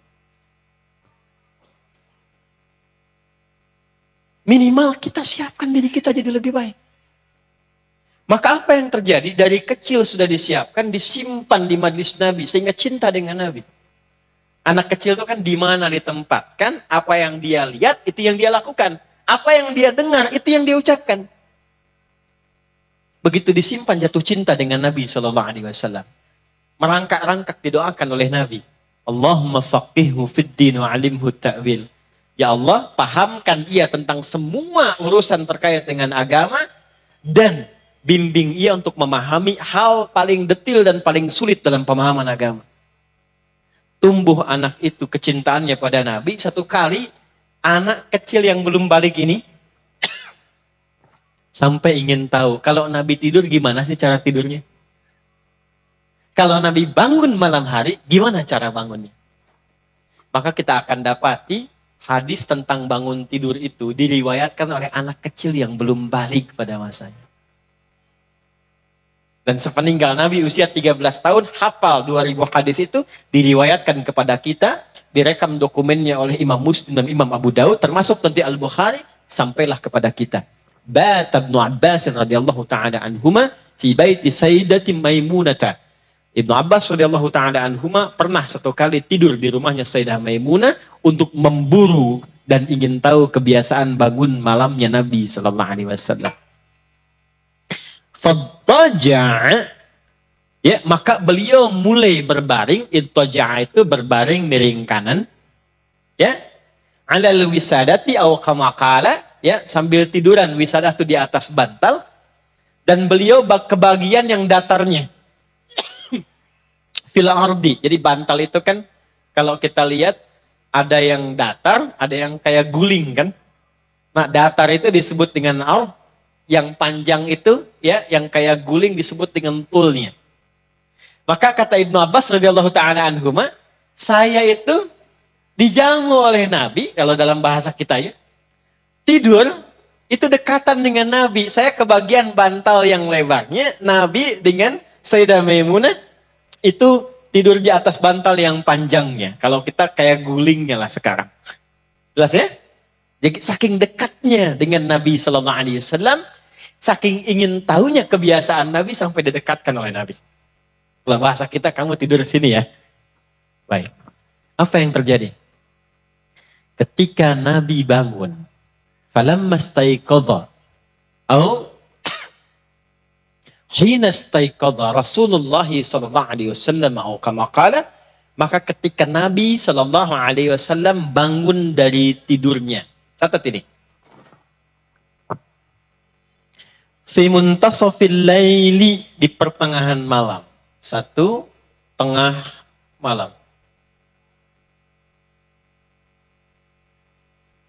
Au qablahu biqalil, atau saya duga juga sebelum tengah malam sedikit, ya.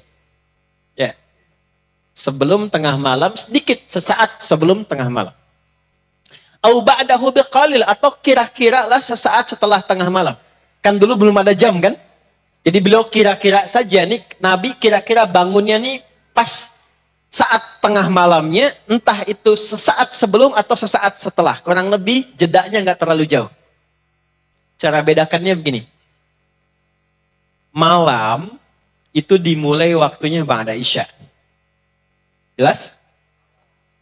Kalau maghrib itu pembuka malam, muqaddimatul lail. Malam dimulainya ba'da Isya. Sekarang Isya jam berapa? Oke, kita ambil misalnya 7:30 lah paling cepatnya, Ba'da Isya. Yuk kita hitung lah, 7:30, 19.30. 19.30. Subuh jam berapa? Oke, ambil langsung bulatnya saja, misalnya jam 4.30. Kita hitung, 19.30, 7.30, kan? Kemudian 8.30, ya, 9.30, 10.30, 11.30, kemudian 12.30, setengah 1, setengah 2, setengah 3, setengah 4, setengah 5. Ulangi ya. Setengah 8 ke setengah 9 kita hitung 1 kan? Jadi setengah 8-nya nggak dihitung kan? Ulangi lagi. Setengah 9 kan 1 jam. Setengah 10, setengah 11, setengah 12, setengah 1, setengah 2, setengah 3, setengah 4, setengah 5. Berarti berapa jam? 9. 9 bagi 2 berapa? 4,5. Yuk, ikutkan di 4,5 berarti ya. Setengah 8 ke setengah 9. Setengah 9, setengah 10, setengah 11, setengah 12. Jadi setengah 12, kalau ditambahkan sedikit, kurang lebih ke jam 12-an lah, kurang lebih. 12 lewat, pas tengah malam kan? Baik, ini yang dimaksud awal malam, awal pertengahan malam. Oke? Bangunnya Nabi, nanti kalau kita lacak di hadis-hadis lain, itu beliau bagi kepada 3 bagian. Nanti ada sesaat setelah itu, rentang kurang lebih 1 jam, 2 jam. Jadi kalau di jam 12 tambah 1, 2 jam, jam berapa? Ambil paling ujungnya jam 2 misalnya. Oke? Nah, sepertiganya di akhir. Tambahkan kurang lebih 1 jam atau 1,5 jam ke akhirnya. 2 tambah 1 berapa? Jam 3. Kurang lebih jam 3 atau mendekat ke setengah 4. Itu ujung malamnya. Jam 4:4 sudah masuk disebut dengan sahar namanya. Kalau 4.30 itu subuhnya. Jelas ya? Jadi kalau Anda ingin bangun 1/3 malam di akhirnya, itu kurang lebih antara jam 2:30 ke jam 3 lah. Ambil jam 3-an. Itu 1/3 malam. Ujung 1/3 malam itu artinya mendekat ke subuh. Disebut dengan sahar. Mungkin sekarang jam 4 atau 4:4. Jelas? Halo, jelas? Baik. Maksudnya apa? Kalau mengacu pada hadis ini versinya Ibnu Abbas, Anda silahkan sesuai dengan kemampuan, 1, dan rencana bangunnya. Rencana bangunnya. Mau bangun jam berapa? Biasanya Nabi itu mengukurnya dengan bacaan Qurannya. Kalau pengen lama, beliau bangun lebih awal. Bangun lebih awal. Itu yang menjadikan rakaat pertamanya, maaf, Al-Baqarah sampai selesai.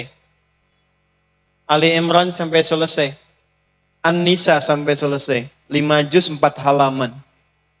Tapi kalau misalnya pengen agak santai dekat ke subuh, ya Al-Baqarah 100 ayat. 1/3 malam yang beliau bangun itu. Disilahkan versinya. Jadi yang pertama kali kita rincikan, mau bangun jam berapa itu, formulasi pertamanya, mau sepanjang apa tahajud yang akan kita lakukan. Jelas? Mau sepanjang apa doa yang kita mohonkan. Kalau memang mau menikmati bacaan, pengen mengulang-ulang Quran, pengen melancarkan dan memantapkan hafalan, pilih bangun yang paling awal. Kalau hafalan sudah banyak. Tapi kalau perasaan masih sedang cool, ya silahkan pilih ayat yang cool-cool. Mendekat ke subuh. Jelas? Ini poinnya. Rencanakan bangun. Lalu ukur. Makanya Nabi itu kalaupun mau bangun awal, tengah, atau akhir, itu selalu mengukur dengan durasi kegiatan beliau untuk istirahat sebelum tidurnya. Apa kegiatan sebelum tidurnya beliau? Kalau mau bangun lebih awal, itu nggak banyak kegiatan. Nabi itu rata-rata habis Isya, hanya diskusi dengan istri sebentar, evaluasi, langsung istirahat. Ya, Nabi selama kehidupannya itu tidak pernah bergadang kecuali ada perlunya. Betul. Makanya rumusnya begadang jangan. Nah, begadang boleh kalau ada, ulangi, begadang itu jangan, tapi bergadang boleh kalau ada. Nah, paham nggak? Itu rumus. Kapan beliau bergadang? Kalau ada situasi penting untuk diskusi dengan sahabat. Diskusi, tapi masih tahajud malamnya. Istirahat. Kalau tidak ada keperluan itu, ngobrol dengan istri sebentar, evaluasi, langsung istirahat. Bangunnya lebih awal. Tergantung target bangun jam berapa untuk menikmati ibadah di keheningan malam dan doa. Terlepas dari bangunnya antum mau jam 1, jam 2, jam 3 atau setengah 4, bahkan jam 4 sekalipun, bagaimana cara bangunnya? Nah ini yang mau kita bahas. Lihat baik-baik. Qala kana an-nabiy sallallahu alaihi wasallam atau kama qala, adalah kebiasaan Nabi sallallahu alaihi wasallam, idza staiqadha min naumihi, kalau bangun dari tidurnya. 1. Fajalasa, maka beliau duduk terlebih dahulu. Saya ulang ya. Kita mulai masuk pada poinnya. Ini sunnahnya. Kanan Nabi sallallahu alaihi wasallam, adalah kebiasaan Nabi sallallahu alaihi wasallam, idza staiqadha min naumihi, kalau bangun dari tidur beliau, fajalasa, beliau duduk terlebih dahulu. Jadi kalau Anda ingin mengikuti sunnah Nabi, bangun dari tidur, begitu bangun duduk dulu. Dan niatkan bukan sekedar duduk, tapi mengikuti sunnah Nabi sallallahu alaihi wasallam. Itu indahnya, begitu Anda duduk dapat pahala. Catat ini ya. Yang kedua, cinta Allah turun. Awas, ini bukan main-main. Kalau nggak percaya nanti praktekkan. Niatkan mengikuti Nabi. Setelah itu, lihat baik-baik. Famasaha biyadihi min athari naumi. Step kedua. Maka kemudian beliau menghilangkan bekas ngantuknya dengan bagian tangannya yang bersih. Jadi jangan langsung berdoa. Sunnahnya bangun tidur, duduk dulu. Lalu hilangkan bekas ngantuk dengan bagian tangan yang bersih.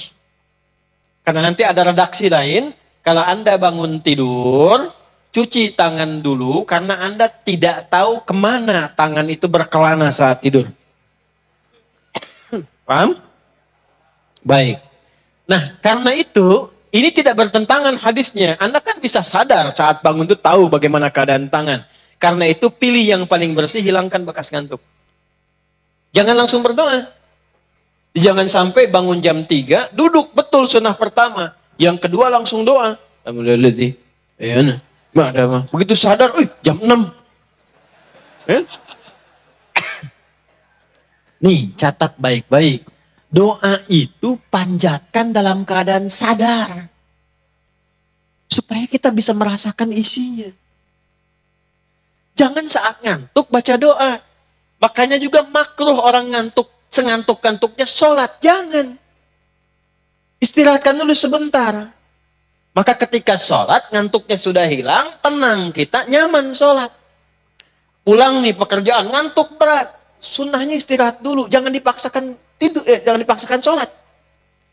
Takutnya begitu sujud gak bangun-bangun. Dan gak sadar bacaannya. Ya, karena ketika sholat dia ngantuk kan. Bahasa Rusianya kan nundutan gitu, begini lagi. Ya, itu gak pas. Lakukan semua aktivitas itu dengan terukur. Hilangkan dulu ngantuknya. 2. 3. Ini belum baca doanya loh, belum baca doanya. 3. Baru masuk ayatnya. Faqara khawatim surah Ali Imran. Maka membaca kemudian penutup surah Ali Imran. Di Al-Bukhari, di hadis Muslim dijelaskan dari ayat 190 sampai ayat 200. Sudah? Dari ayat 190 sampai ayat 200. Pada kalimat ini dimulainya. Inna fi khalqis samawati wal ardi wa ikhtilafil laili wan nahari la ayatin li ulil alladzina yadhkuruna Allaha qiyaman wa qu'udan wa 'ala wa yatafakkaruna fi khalqis samawati wal ardi rabbana ma khalaqta hadha batila subhanaka faqina sampai ke ayat ya ayyuhalladzina amanu sabiru wasabiru warabitu wattaqullaha la'allakum tuflihun. Sampai situ. Itu sunnahnya. Sekarang lihat baik-baik. Saya akan share kenapa baca ini. Bukan ayat yang lain. Kenapa baca ini? Bukan ayat lain. Dan inilah identitas kita sebagai muslim. Duduk, yang tenang, hilangkan bekas ngantuk, baca. Inna fi khalqis samawati wal wa ikhtilafin naini wan la ayatin liulil. Saat bangun tidur, Allah menginginkan kita sebagai manusia muslim yang ulul albab. Itu baru bangun tidur, kita sudah diminta menjadi ulul albab. Siapa itu ulul albab? Albab itu jama' dari kata lub.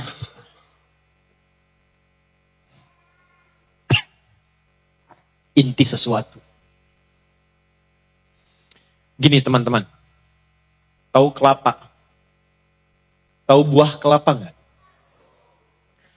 Kan luar tuh ada kulitnya kan? Serabut itu. Setelah itu ada kulit bagian dalam yang kerasnya kan? Setelah itu ketika dibuka, baru kemudian ada dagingnya kan?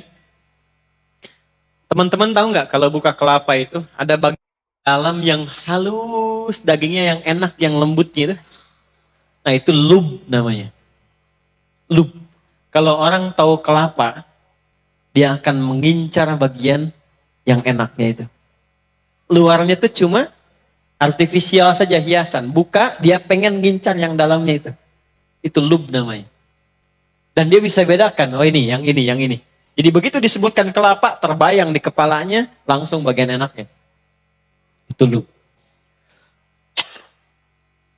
Ada orang yang disebutkan beberapa kalimat, baru satu kata dia paham. Oh ini mau kesini bicaranya. Itu namanya ulul albab. Orang yang tahu inti sesuatu. Ada orang baru disebutkan berapa kalimat belum paham. Satu paragraf belum paham. 2 jam baru ngerti. Itu kulit kelapa bagian luar. Paham? Satu kalimat, rangkaian, paham. Baru dagingnya. Tapi baru disebutkan satu kalimat, satu lafaz. Ini dia ngerti kemana arahnya. Itu ulul albab. Ada orang yang ngelihat langit. Bagus langit nih. Cerah sekali. Itu kulit kelapa. Dia ngelihat langit, indah langit nih. Ini menunjukkan rasi bintangnya, mengarahkan. Ini arahnya utara, ini selatan, ini sekian. Itu baru dagingnya. Tapi begitu dia lihat ke langit, subhanaka ma khalaqta hadza batila, masya Allah. Bagaimana Allah mencipta keindahan ini, memberikan petunjuk ruang lewat rasi-rasi bintang, mencipta langit yang indah dengan bintang-bintang di malam hari tanpa tiang. Dia ingat kepada Rabbnya, dia memuji Allah subhanahu wa ta'ala. Itulah ulul albab. Bu, ibu ada, alhamdulillah ya. Nih saya tanya ibu nih. Ibu ini kalau lihat suami, ibu lihat sebagai suami ibu atau sebagai titipan Allah? Ayo jawab.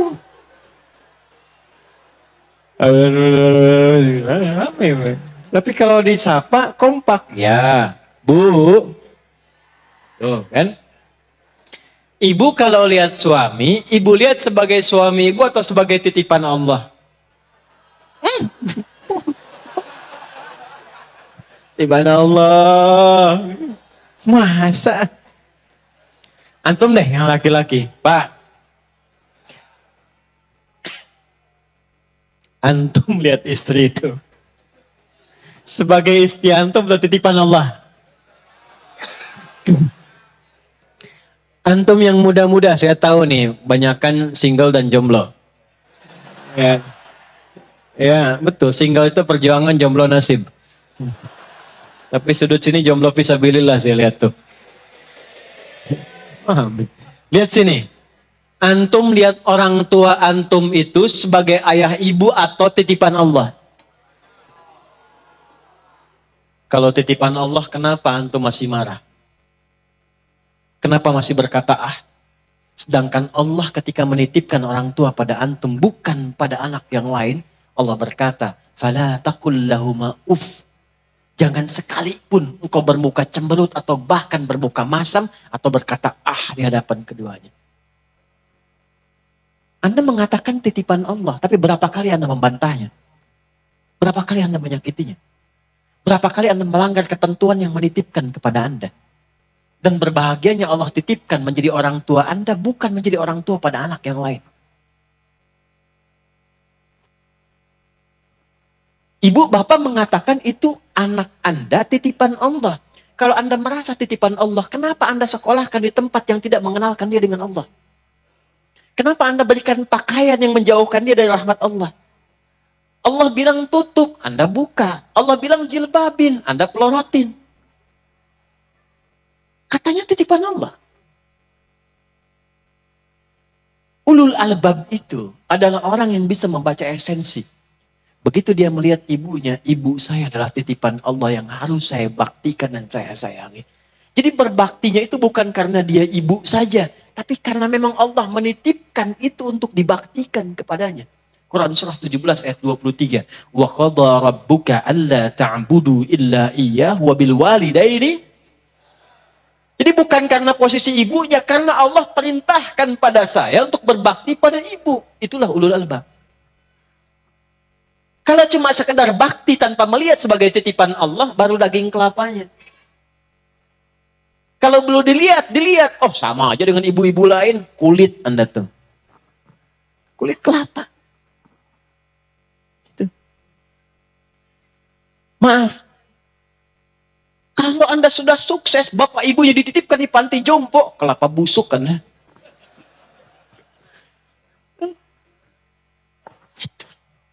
Itulah ulul albab. Karena itu ketika Allah mengatakan, perhatikan kalimatnya, Inna fi khalqis samawati wal ardi wa ikhtilafil laili wan nahari la ayatin li ulil. Nah, kita itu baru bangun tidur sudah dibentuk oleh Allah. Hei, temukan esensi kehidupan olehmu. Kau mau kerjakan apa hari ini? Silahkan. Tapi jangan sampai kamu bekerja, mengerjakan sesuatu yang tidak penting. Kalau berkata yang penting. Lihat yang penting. Punya pilihan hidup, pilih yang penting. Sehingga Anda menjadi orang penting di hadapan Allah. Bicara yang penting. Nggak penting, diam. Melihat yang penting, lihat yang baik-baik. Tak penting, tak baik, gak usah dilihat.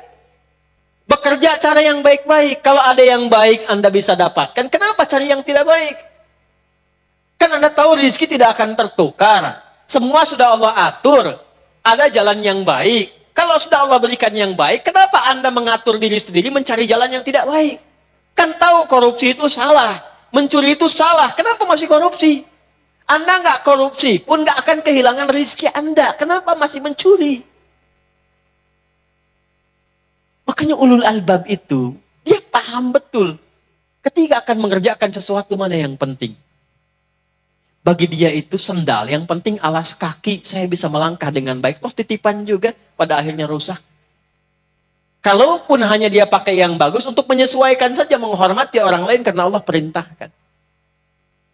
Gitu. Dia berpakaian untuk menutupi aurat. Kalaupun masih diganti dengan yang bagus, dia menyesuaikan. Saya pengen sholat, Allah mencintai, saya datang dengan pakaian yang indah. Ya bani Adam, khudhu zinatakum inda kulli masjid. Saya ada undangan. Saya pakai jas, pakai dasi. Bukan karena undangannya, karena Allah perintahkan lewat Rasulullah menghormati tamu. Saya pakai pakaian yang layak. Itu ulul albab. Gak semuanya harus dibeli.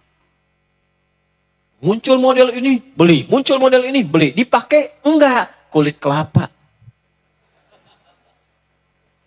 Motor model baru, datang. Kumpulkan lagi, datang. Pengen ini, datang. Dipakai? Enggak. Kulit kelapa. Paham? Kalau hidup kita tahu esensi, hidup tuh gampang. Yang bikin susah itu manusianya sendiri. Allah sudah siapkan hidup yang gampang. Kenapa manusia memilih jalan yang susah? Paham? Oke, satu itulah ulul albab. Makanya orang ulul albab itu ketika, ini bedanya, umat Islam bangun dari tidur, sudah diajarkan oleh Quran, hei, kamu bangun hari ini, jadilah orang penting. Jangan pernah melakukan kehidupanmu itu kecuali terukur dengan cara yang benar. Nanti saya turunkan lagi.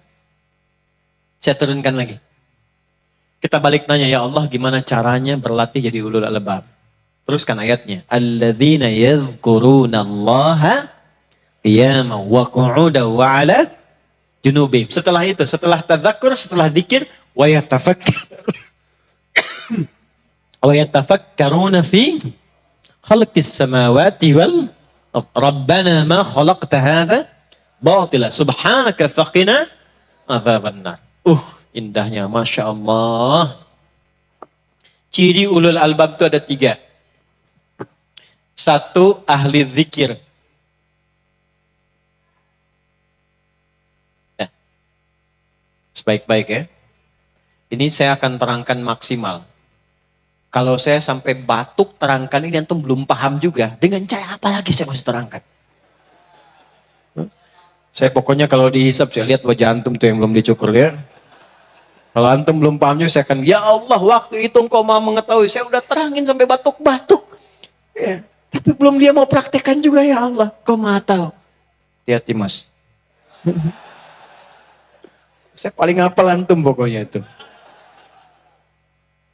Ya. Zikir. 2, ulul albab itu ahli fikir. Sudah? Ahli zikir, ahli fikir. 3, ulul albab itu visioner.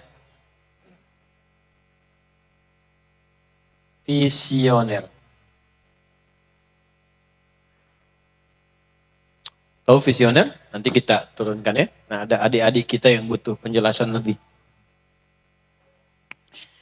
Yuk lihat baik-baik. Zikir menjadikan semua kegiatan itu terkoneksi dengan Allah. Saya ulang.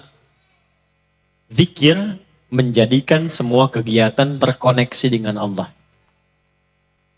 Contoh begini. Ini ada gelas ya. Tapi saya nggak bisa contohkan, harus diisi air dulu sebentar.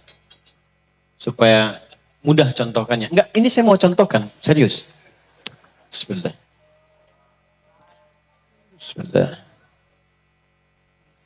Alhamdulillah. Lihat sini baik-baik. Ini sudah ada airnya nih. Ya. Perhatikan baik-baik. Minum itu kan kegiatan biasa. Semua orang yang hidup minum. Untuk menghilangkan haus, gitu kan? Bagaimana menjadikan minum ini terkoneksi dengan Allah? Saya cepat ya, cepat. Ini materi kita sebenarnya agak lompat dikit untuk mencontohkan lebih gampang. Ketika Anda mengoneksikan perbuatan minum dengan Allah, maka Anda sedang mengakukan amaliyah zikir. Zikrullah. Khudz biyaminika ma yalik. Ambil dengan tangan kananmu yang paling dekat denganmu. 1. Setelah itu apa? Tsumma sammillah. Di Al-Bukhari, qul bismillahirrahmanirrahim. Untuk mengoneksikan kegiatan ini sebagai zikir, sebelum diminum sebut nama Allah. Bismillahirrahmanirrahim. Sudah? Saya ulangi. Khudz biyaminika ma yalik. Ambil dengan tangan kananmu, sampai sini masih adab, netral.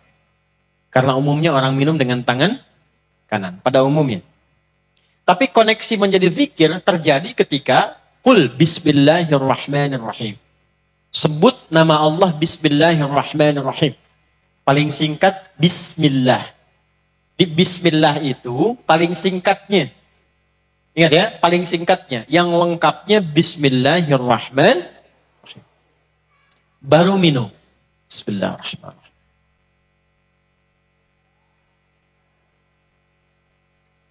Saat minum telah dilakukan, 1 kali diminum, ucapkan Alhamdulillahi Rabbil. Kalau mau minum lagi, boleh. Contoh.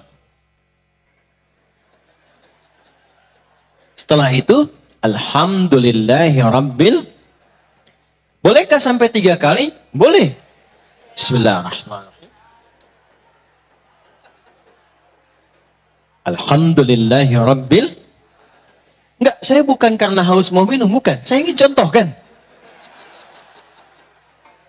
Jika minum dilakukan begini, itu bukan cuma minum, itu Anda sedang mengamalkan aktivitas zikir. Zikrullah.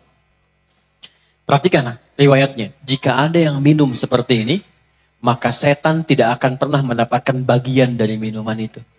Maka sekalipun minumnya cuma 1 teguk, 2 teguk, 3 teguk, itu jadi energi yang mengantarkan Anda pada kebaikan.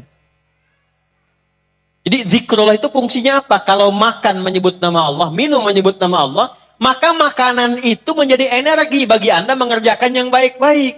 Mau sholat gampang, baca Quran gampang. Karena ada zikrullahnya. Jadi kalau Anda makan minumnya banyak tapi nggak jadi energi untuk kebaikan, itu kurang zikir namanya. Makanya berkahnya sedikit. Dikit berkahnya. Jelas gak? Jadi ciri yang pertama ulul albab itu alladzina yadhkurunallah. Itu poinnya. Jadi jadikan semua aktivitas itu terkoneksi dengan Allah. Mau Anda jalan, ini nanti pulang dari sini, keluar, kan jalan kan? Nah saat jalan tuh ingat Allah, beda dengan yang nggak ingat Allah. Kalau Anda ingat Allah keluar dari sini, itu nggak akan pernah tertukar sendal. Nggak akan tertukar sendal, karena ingat Allah. Nggak ada orang pakai sendal orang lain, pakai bismillah, itu nggak ada. Bismillahirrahmanirrahim. Nggak ada orang minum minuman haram pakai bismillah, nggak ada.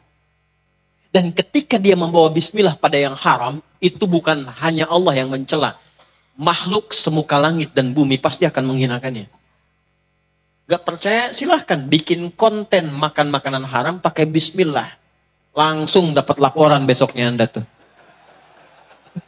Nggak percaya? Silahkan, karena itu udah fitrah. Udah fit, Allah menempatkannya sebagai kalimat baik, ketika diolok-olok dipermalukan, jadi pelanggaran. Itu sudah otomatis. Itulah zikrullah. Saya cuma mau tanya, dari semua kegiatan yang kita kerjakan, berapa yang jadi zikir? Berapa yang jadi zikir? Dan itu ada pahalanya teman-teman. Ada pahalanya. Yang kedua, ada amalia fikir. Wa yatafakkaruna fi khalqis samawati wal. Fikir itu merumuskan sesuatu dengan terstruktur dan terukur. Nih, bangun tidur itu kita sudah dibimbing oleh Quran. Hei, kamu sudah punya rumusan kegiatan belum di hari ini? Apakah pekerjaan kamu meriset di antariksa? Wa yatafakkaruna fi khalqis samawat. Ada enggak yang hubungannya dengan langit-langit tuh? Astronomi. Ya? Cek antariksa misalnya. Cek, sekarang banyak kegiatan di langit. Orang sekarang aja sudah merencanakan migrasi ke bulan. Cina kemarin sebagian sudah ngebor bulan. Ada yang sudah meriset pindah ke Mars. Masya Allah. Ada cerita anak pesantren. Di pesantren kedatangan Menristek. Pesantren tuh hebat-hebat. Menristeknya motivasi begini. Anak-anakku, kita ini mesti menjadi orang-orang hebat membangun bangsa. Tuh, seperti orang-orang di luar sudah membuat pesawat ke bulan. Satu santri angkat tangan. Pak Menteri, kalau bikin pesawat ke bulan, itu belum hebat. Kita akan bikin menuju matahari. Kata menterinya, nggak bisa. Belum nyampe udah kebakar nanti. Karena meleleh logamnya. Santri nggak mau kalah. Pak Menteri, kalau gitu kita berangkatnya habis maghrib aja. Katanya.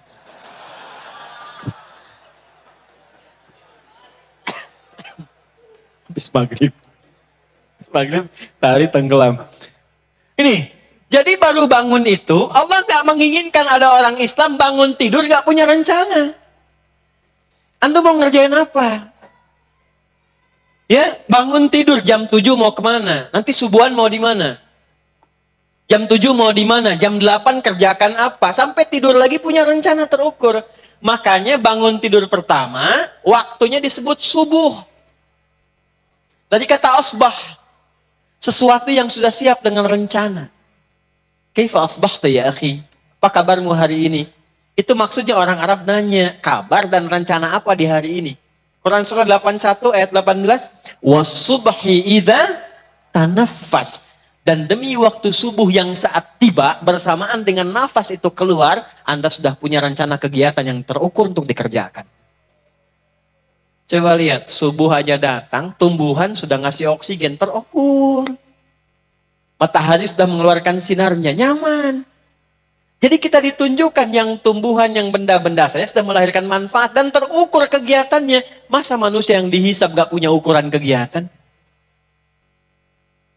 Bangun tidur, tidur lagi. Habis tidur, bangun lagi. Habis bangun tidur, bangun lagi. Cita-cita masuk surga, Firdaus lagi. Pikir. Mahasiswa angkat tangan, mahasiswa. Mahasiswa. Dah, turunkan tangannya. Kapan lulus? Untuk ketawa. Kulit kelapa nih. Ulul albab itu udah punya ukuran. Lulus kapan? IPK sekian. Apa yang saya hasilkan dari ilmu itu? Jurusan apa? Evaluasinya bagaimana? Kemana setelah itu? Itulah ulul albab. Saya tidak pernah masuk sekolah. Apalagi di kampus, kecuali saat saya datang, saya sudah tentukan. Nih saya di masa depan pengen jadi ini. Yang saya butuhkan ini. Saya akan masuk kampus ke sini. Sebelum saya masuk, saya sudah mintakan buku-buku pelajaran untuk saya pelajari dulu. Saya datang ke situ, temui kakak kelasnya, dosennya siapa ini? Ini apa? Karakternya apa? Saya baca. Jadi kita masuk ke kampus itu, ke kelas, hanya untuk menyelesaikan dan menghilangkan kesulitan yang kita alami. Bukan belajar dari awal. Habis waktu kita kalau begitu. Datang saya ke kampus, saya petakan di mana perpustakaannya. Saya ke Tripoli berangkat, yang saya petakan cuma 4. 1 asrama, 2 kelas, 3 masjid, 4 perpustakaan. Berapa jarak dari asrama saya ke masjid? Saya keluar jam berapa dari kelas itu? Kemudian balik, harus ke asrama dulu atau langsung ke masjid? Berapa jaraknya? Berapa yang harus saya lakukan? Dari situ ke kelas berapa? Ke perpustakaan bagaimana? Masuk ke perpustakaan untuk memetakan berapa ruangan? 4. Oh, ruang 1 paling kanan, ruangan 1. Di situ ada ulumul Quran, buku-buku lughah yang paling bawahnya. Kemudian referensi utama di sini. Ruangan 2 untuk tesis disertasi. Ruangan 3 ke atas tambahan untuk tafsir. Yang keempat untuk cetak-cetakan hard copy. Ya, karya-karya tulis ilmiah. Itu saya sampai hafal, diletakkan di mana kitabnya. Kalau berubah, bagaimana perubahannya? Jadi jelas kita mau ngapain. Antum mau jadi apa? Udah banyak akhi lulusan kampus sekarang. Sekarang bukan saatnya pertanyaannya, cita-cita mau jadi apa? Bukan. Sekarang itu eranya Anda mau bikin apa di masa depan. Dan Islam mengajarkan itu. Ini masih kampus, kapan mau nikah? Jelas dulu. Jangan terima Bu yang nggak jelas nih. Tanyakan visinya dulu. Ya, tapi sekarang saya senang orang tua tuh kalau ada yang datang pertanyaan pertamanya berapa hafalan Qurannya? Tanya Pak. Kiai punya perempuan, anak perempuan solihah, cantik jadi rebutan. 3 orang datang melamar. Begitu datang ditanya, Ananda namanya siapa? Torik Pak. Coba baca surat At-Torik. Bagus katanya. Anda siapa? Saya Anas Pak. Masya Allah. Baca Anas, baca. Bagus. Itu yang ketiga mukanya udah pucat dia. Tapi akalnya banyak. Kalau Nanda siapa? Nama saya Imran Pak. Nama saya Imran. Cuman panggilan sehari-hari Kulhu. Aduh. Balik. Dulu begitu Pak, enggak, saya kisah cerita yang saya alami, itu saja. Yang saya alami, maksudnya kita bikin untuk motivasi. Ada yang lebih bagus, lebih baik daripada apa yang kami alami. Banyak ulama-ulama kita jadi contoh. Ada sebagian yang mungkin dari apa yang saya kerjakan enggak cocok buat Anda, cari yang netral. Kita harus punya role model. Intinya apa? Terukur kegiatan itu. Bapak ibu nyekolahkan anak. Ini Allah anugerahkan anak 1, 2, 3, 4. Di rumah 4 anak. Sudah punya program belum untuk 4 anak itu? Yang 1 mau jadi apa? 2 apa? 3 apa? 4 apa? Siapkan dari sekarang. Anak itu kan masih kosong. Dia belum punya pilihan. Orang tua mengarahkan. Yang 1, Qurannya. 2, tafsirnya. 3, hadisnya. 4, fikihnya. Ketika orang tua dewasa tinggal memanen, panennya enak. Punya persoalan, kakak ayatnya apa? Oh, a'udzubillahi minasyaitonirrajim, bacakan. Quran surat sekian, ayat sekian, posisinya sekian, halaman sekian ayat. Ade nomor 2, tafsirnya apa? Oh, begini, Abi. Hadisnya apa? Adek bungsu, oh begini. Fikihnya bagaimana? Ini hukumnya. Pengajian kosong. Beres semua. Karena terukur. Itu ahli fikir. Kita tuh baru bangun sudah dilatih begitu. Saya cuma mau tanya nih, dari sekian banyak yang dijelaskan, berapa yang dipraktekkan? Besok bagaimana? Bukan bagaimana besok. Engke kumaha, bukan kumaha engke. Nanti bagaimana, bukan bagaimana nanti. Siapkan dari sekarang. Itulah ahli fikir. Yang terakhir, rumuskan kegiatan itu secara visioner yang panjang. Jangan cuma dunia. Yang kaya banyak dunia. Tapi kekayaan dunia itu memberikan bekal kaya tidak di alam kubur. Ke akhiratnya bagaimana? Karena itu teruskan. Alladzina yadhkuruna Allaha qiyaman wa qu'udan wa 'ala wa yatafakkaruna fi khalqis samawati wal Rabbana ma khalaqta hadza subhanaka faqina adzaban Rabbana innaka man tudkhilin nar faqad akhzaita wa ma lidh-dhalimin min ansar Rabbana innana sami'na munadiyan yunadi lil imani an aminu bi rabbikum Rabbana faghfir lana dhunubana wa kaffir 'anna sayyi'atina wa tawaffana ma'al Rabbana wa atina ma wa'adtana 'ala rusulika wa la tukhzina yawmal qiyamah innaka la tukhliful Allahu akbar. Bikin visi panjang. Nih antum kerja ini sampai dapat uang buat apa? Buat kaya. Setelah kaya mau ngapain? Ngumpulin ini, setelah ngumpulin itu buat ngapain? Pada ujungnya antum meninggal. Setelah meninggal bagaimana? Maka kaya tidak dilarang. Tapi bikin rencana kekayaan itu bermanfaat sampai kehidupan setelah wafat. Silahkan rencanakan. Bikin visi sampai akhirat. Turunkan surganya. Pilih apa untuk meniti surga itu? Saya pilih dengan jalur harta. Berarti saya dagang. Bagaimana supaya dagang kaya dunianya, kaya akhiratnya? Oh ini ada skema zakat, skema infak. Jadi antum bisnis itu supaya bisa zakat, menaati Allah. Itulah ulul albab. Bikin rencana yang profesional. Kerja begini, bahannya gini, profesionalitas begini, cara menempatkannya begini, atur supaya tidak menyalahi waktu sholat. Sholat ya sholat, dagang ya dagang.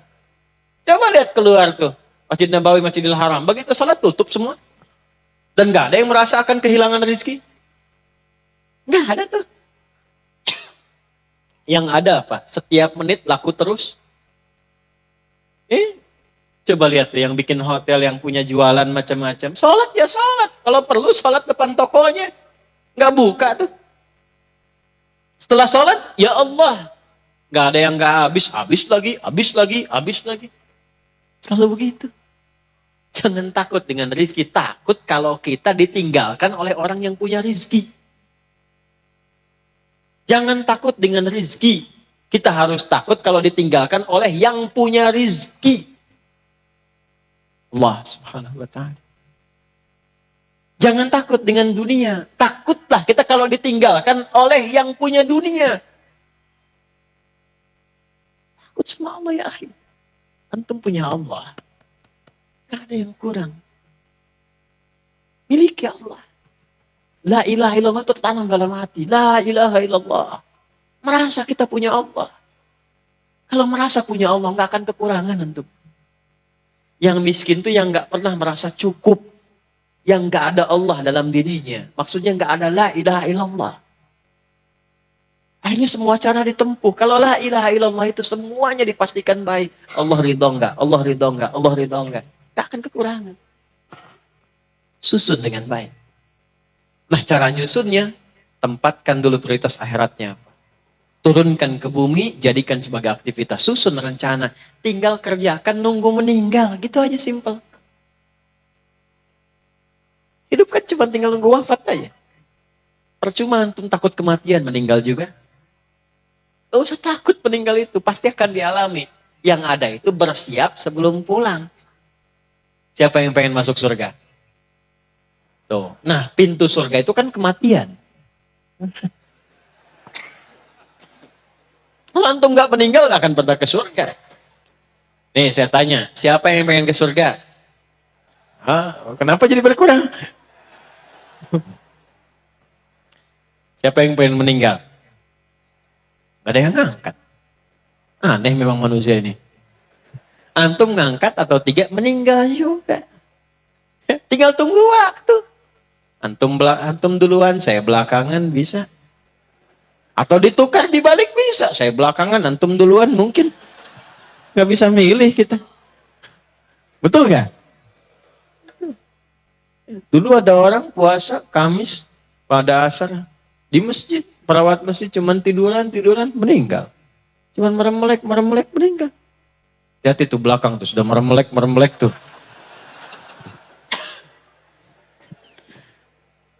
Nah ini, jadi jangan sampai hidupnya itu tidak ada arahnya, meninggal pun masih repot juga.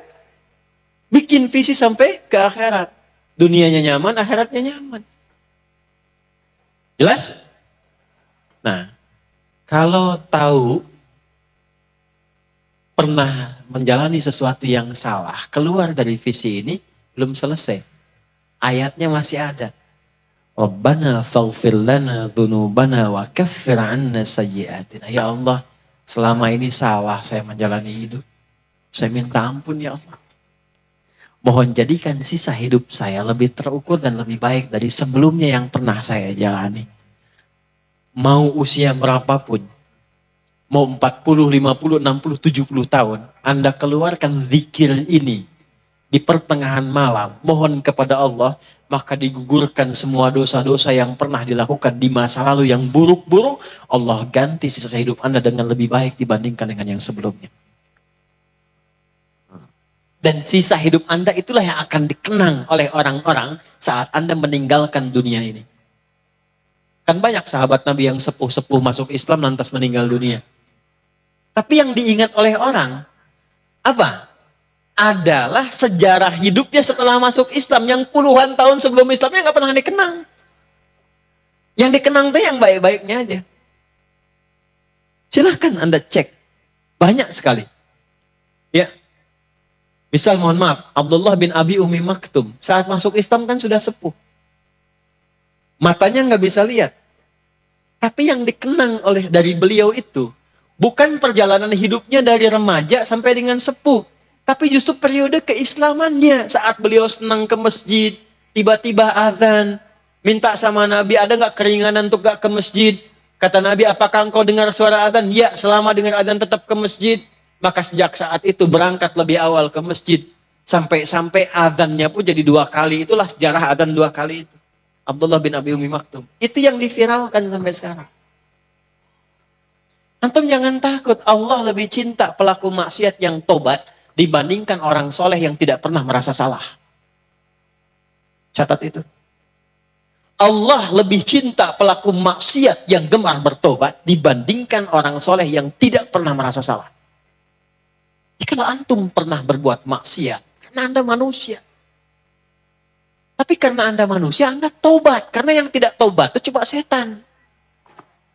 Setan salah, setan nggak tobat. Manusia salah, manusia tobat. Ketika Anda tobat, Allah cinta. Anda merasa soleh, tapi nggak pernah merasa salah. Allah malah nggak suka. Allah lebih mencintai pelaku maksiat yang gemar bertobat dibandingkan orang soleh yang tidak pernah merasa. Bikin status tuh.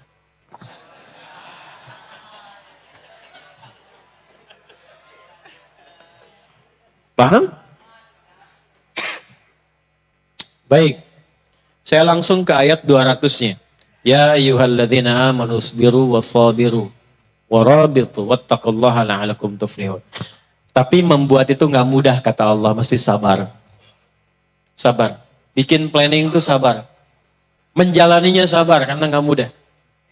Kalau pengen kuat untuk bersabar, wasabiru, kuatkan kesabaran itu, warabitu, jangan berjuang sendirian.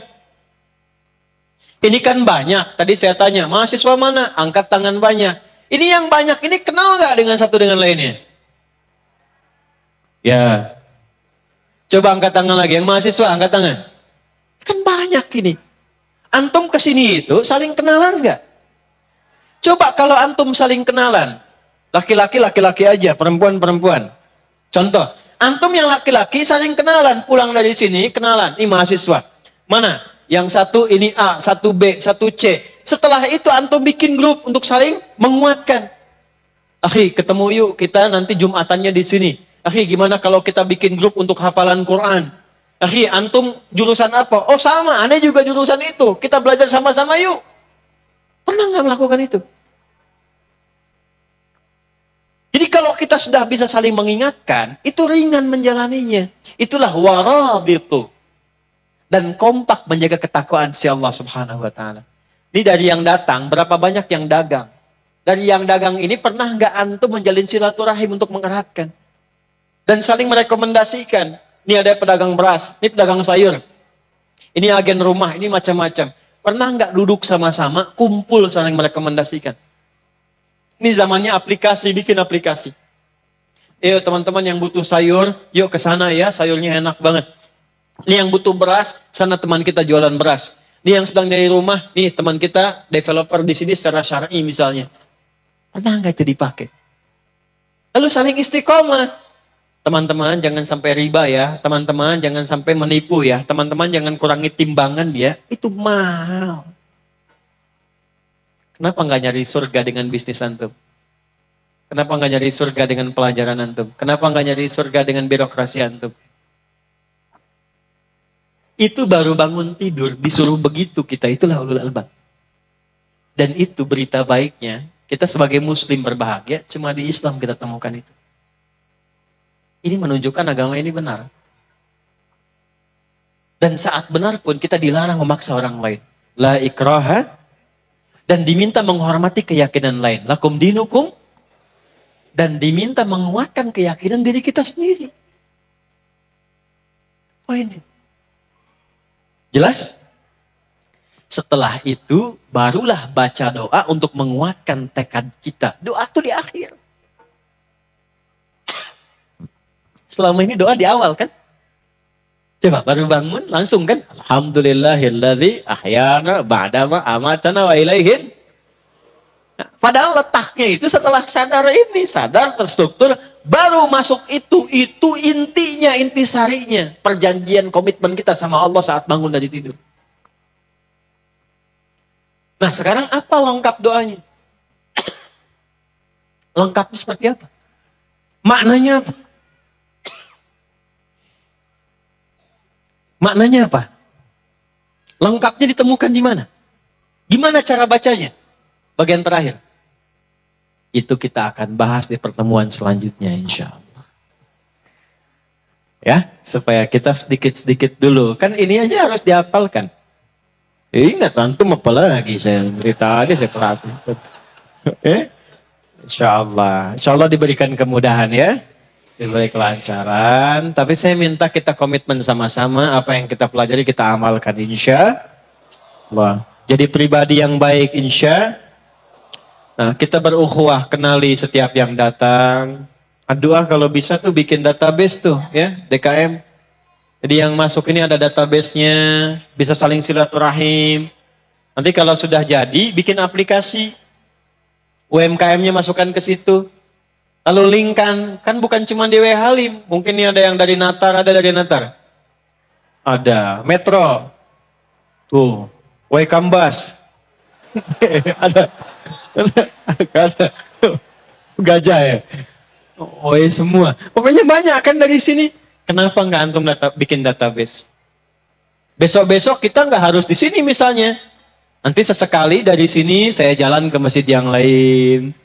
Nanti teman-teman nyapa silaturahim, bikin aplikasi, UMKM-nya masukkan. Saat ini taklim yang punya jualan-jualan bisa kemudian dikasih space-nya. Rekomendasikan teman-teman, nih ada yang dari Natar, bawa kue Natar. Misal kan, yang ini, bawa itu. Silahkan yang lapar bisa ke sini, ini bisa begini. Itu indah hidup begitu. Jelas? Mudah-mudahan Allah rahmati kita dalam kebaikan, menyayangi kita dalam kemuliaan, dan apapun yang telah kebaikan kita dapatkan, tolong jadikan semuanya untuk berukhuwah membangun negeri yang kita cintai. Ya, inspirasikan dari Lampung, kompak bangun Lampung sehingga maju, ya. Kemudian juga berkembang sehingga ketika orang tanya, di mana ada orang yang sukses bisnisnya? Lampung. Di mana di Indonesia ada orang yang jujur bisnisnya? Lampung. Di mana ada orang yang semangat ibadahnya? Lampung. Maka silahkan dimulai. Mudah-mudahan dengan kajian ini kita mendapatkan ridha Allah Subhanahu wa taala. Allahumma taqabbal minna innaka antas sami'ul alim wa tub 'alaina innaka antat tawwabur rahim. Allahumma shalli wa sallim ala habibikal karim rasulikal mustafa al-amin sayyidina Muhammadin wa ala alihi wa sahbihi ajma'in. ربنا لا تدع لنا في مقامنا هذا في كل مقام ذنبا إلا غفرته. Ya Allah, jika ada pendosa hadir di sekitaran masjid ini atau di dalam masjid ini, maka jangan biarkan yang meninggalkan tempat ini kecuali Engkau ampuni seluruh dosa-dosanya. Allahumma idza kana hunalika minal 'asi wal 'asat, ya Allah taqabbal minhum taubatahum. Dan bila ada pelaku maksiat hadir di antara kami, ya Allah jangan biarkan ia meninggalkan masjid ini kecuali Engkau telah terima taubat mereka. Wala hamman illa farajtah, jika ada di antara kami ya Allah yang datang dengan kegelisahan, maka jangan biarkan ia pulang kecuali Engkau telah tenangkan keadaan hati mereka. Wala asiran illa yassartah, jika ada di antara jamaah yang datang membawa kesulitan, maka mohon ya Allah hilangkan dan mudahkan seluruh kesulitan-kesulitannya. Allahumma wala maridan illa syafaitah, jika ada di antara kami yang diuji dengan penyakit, mohon angkat dan sembuhkan penyakitnya. Allahumma ja'alna min ummati sayyidina Muhammad sallallahu alaihi wasallam. Ya Allah, jadikan kami termasuk umat Rasulullah sallallahu alaihi wasallam. Ishtaqna bi Rasulillah sallallahu alaihi wasallam. Ya Allah, kami rindu dengan Rasulullah. Ya Allah, jangan hilangkan kesempatan kami untuk bersuah dengan Rasulullah sallallahu alaihi wasallam. Rizqna al-quwwata ya arhamar rahim. Allahumma rizqna al-quwwata ya Allah linaqtadiya bi sunnati nabiyina Muhammad sallallahu alaihi wasallam. Ya Allah, kami ingin berikhtiar untuk meneladani sunnah Rasulullah sallallahu alaihi wasallam dalam kehidupan ini, maka beri kami kemampuan, kekuatan selama hidup kami untuk meneladani sunnah Rasulullah sallallahu alaihi wasallam. Allahumma alif baina qulubina waj'al jam'ana hadza jam'an marhuma wa tafarraqana min ba'dihi tafarruqan ma'suma. Ya Allah, lembutkan hati kami untuk menyambung silaturahim, kebaikan dan ukhuwah di antara kami. Jadikan kami pertemuan di malam hari ini pertemuan yang menghadirkan rasa cinta, tali kasih dan kebaikan di antara kami. Dan bila pun kami mesti berpisah, jadikan perpisahan kami mengeratkan silaturahim dan kebaikan di antara kami. Rabbana atina fid dunya hasanah wa fil akhirati hasanah wa qina adzabannar. Ihfadz hadhil bilad Indonesia. Allahumma ya dalla ya Allah. Waddulla ya Allah kulla maraiha. Wahdihim siratakal mustaqim. Ya Allah, jaga negeri kami Indonesia, berkahi negeri kami Indonesia. Ya Allah, berikan hidayah kepada para pemimpin kami agar memberikan keputusan yang adil yang meringankan hisab mereka di hari kiamat kelak. Wahfadz ulama'ana waj'alhum mukhlasin lakad-din. Dan mohon jaga para ulama kami ya Allah. Jaga para ulama kami ya Allah. Jaga para ulama kami ya Allah dan ikhlaskan mereka dalam berdakwah. Satukan kami dalam cinta dan kebaikan, jauhkan dari perpecahan. Fadlika subhana rabbika rabbil izzati amma yasifun. Wassalamun alal mursalin. Subhanakallahum bihamdika nashhadu an la ilaha illa anta nastaghfiruka wa natubu ilaik. Walhamdulillahi rabbil alamin. Tahan sebentar. Nanti keluar yang rapi, yang tertib. Teman-teman kepolisian, terima kasih menjaga kegiatan malam hari ini. Semoga Allah sayangi, jaga dan sehatkan. Dan terima kasih untuk semua. Assalamualaikum warahmatullahi wabarakatuh.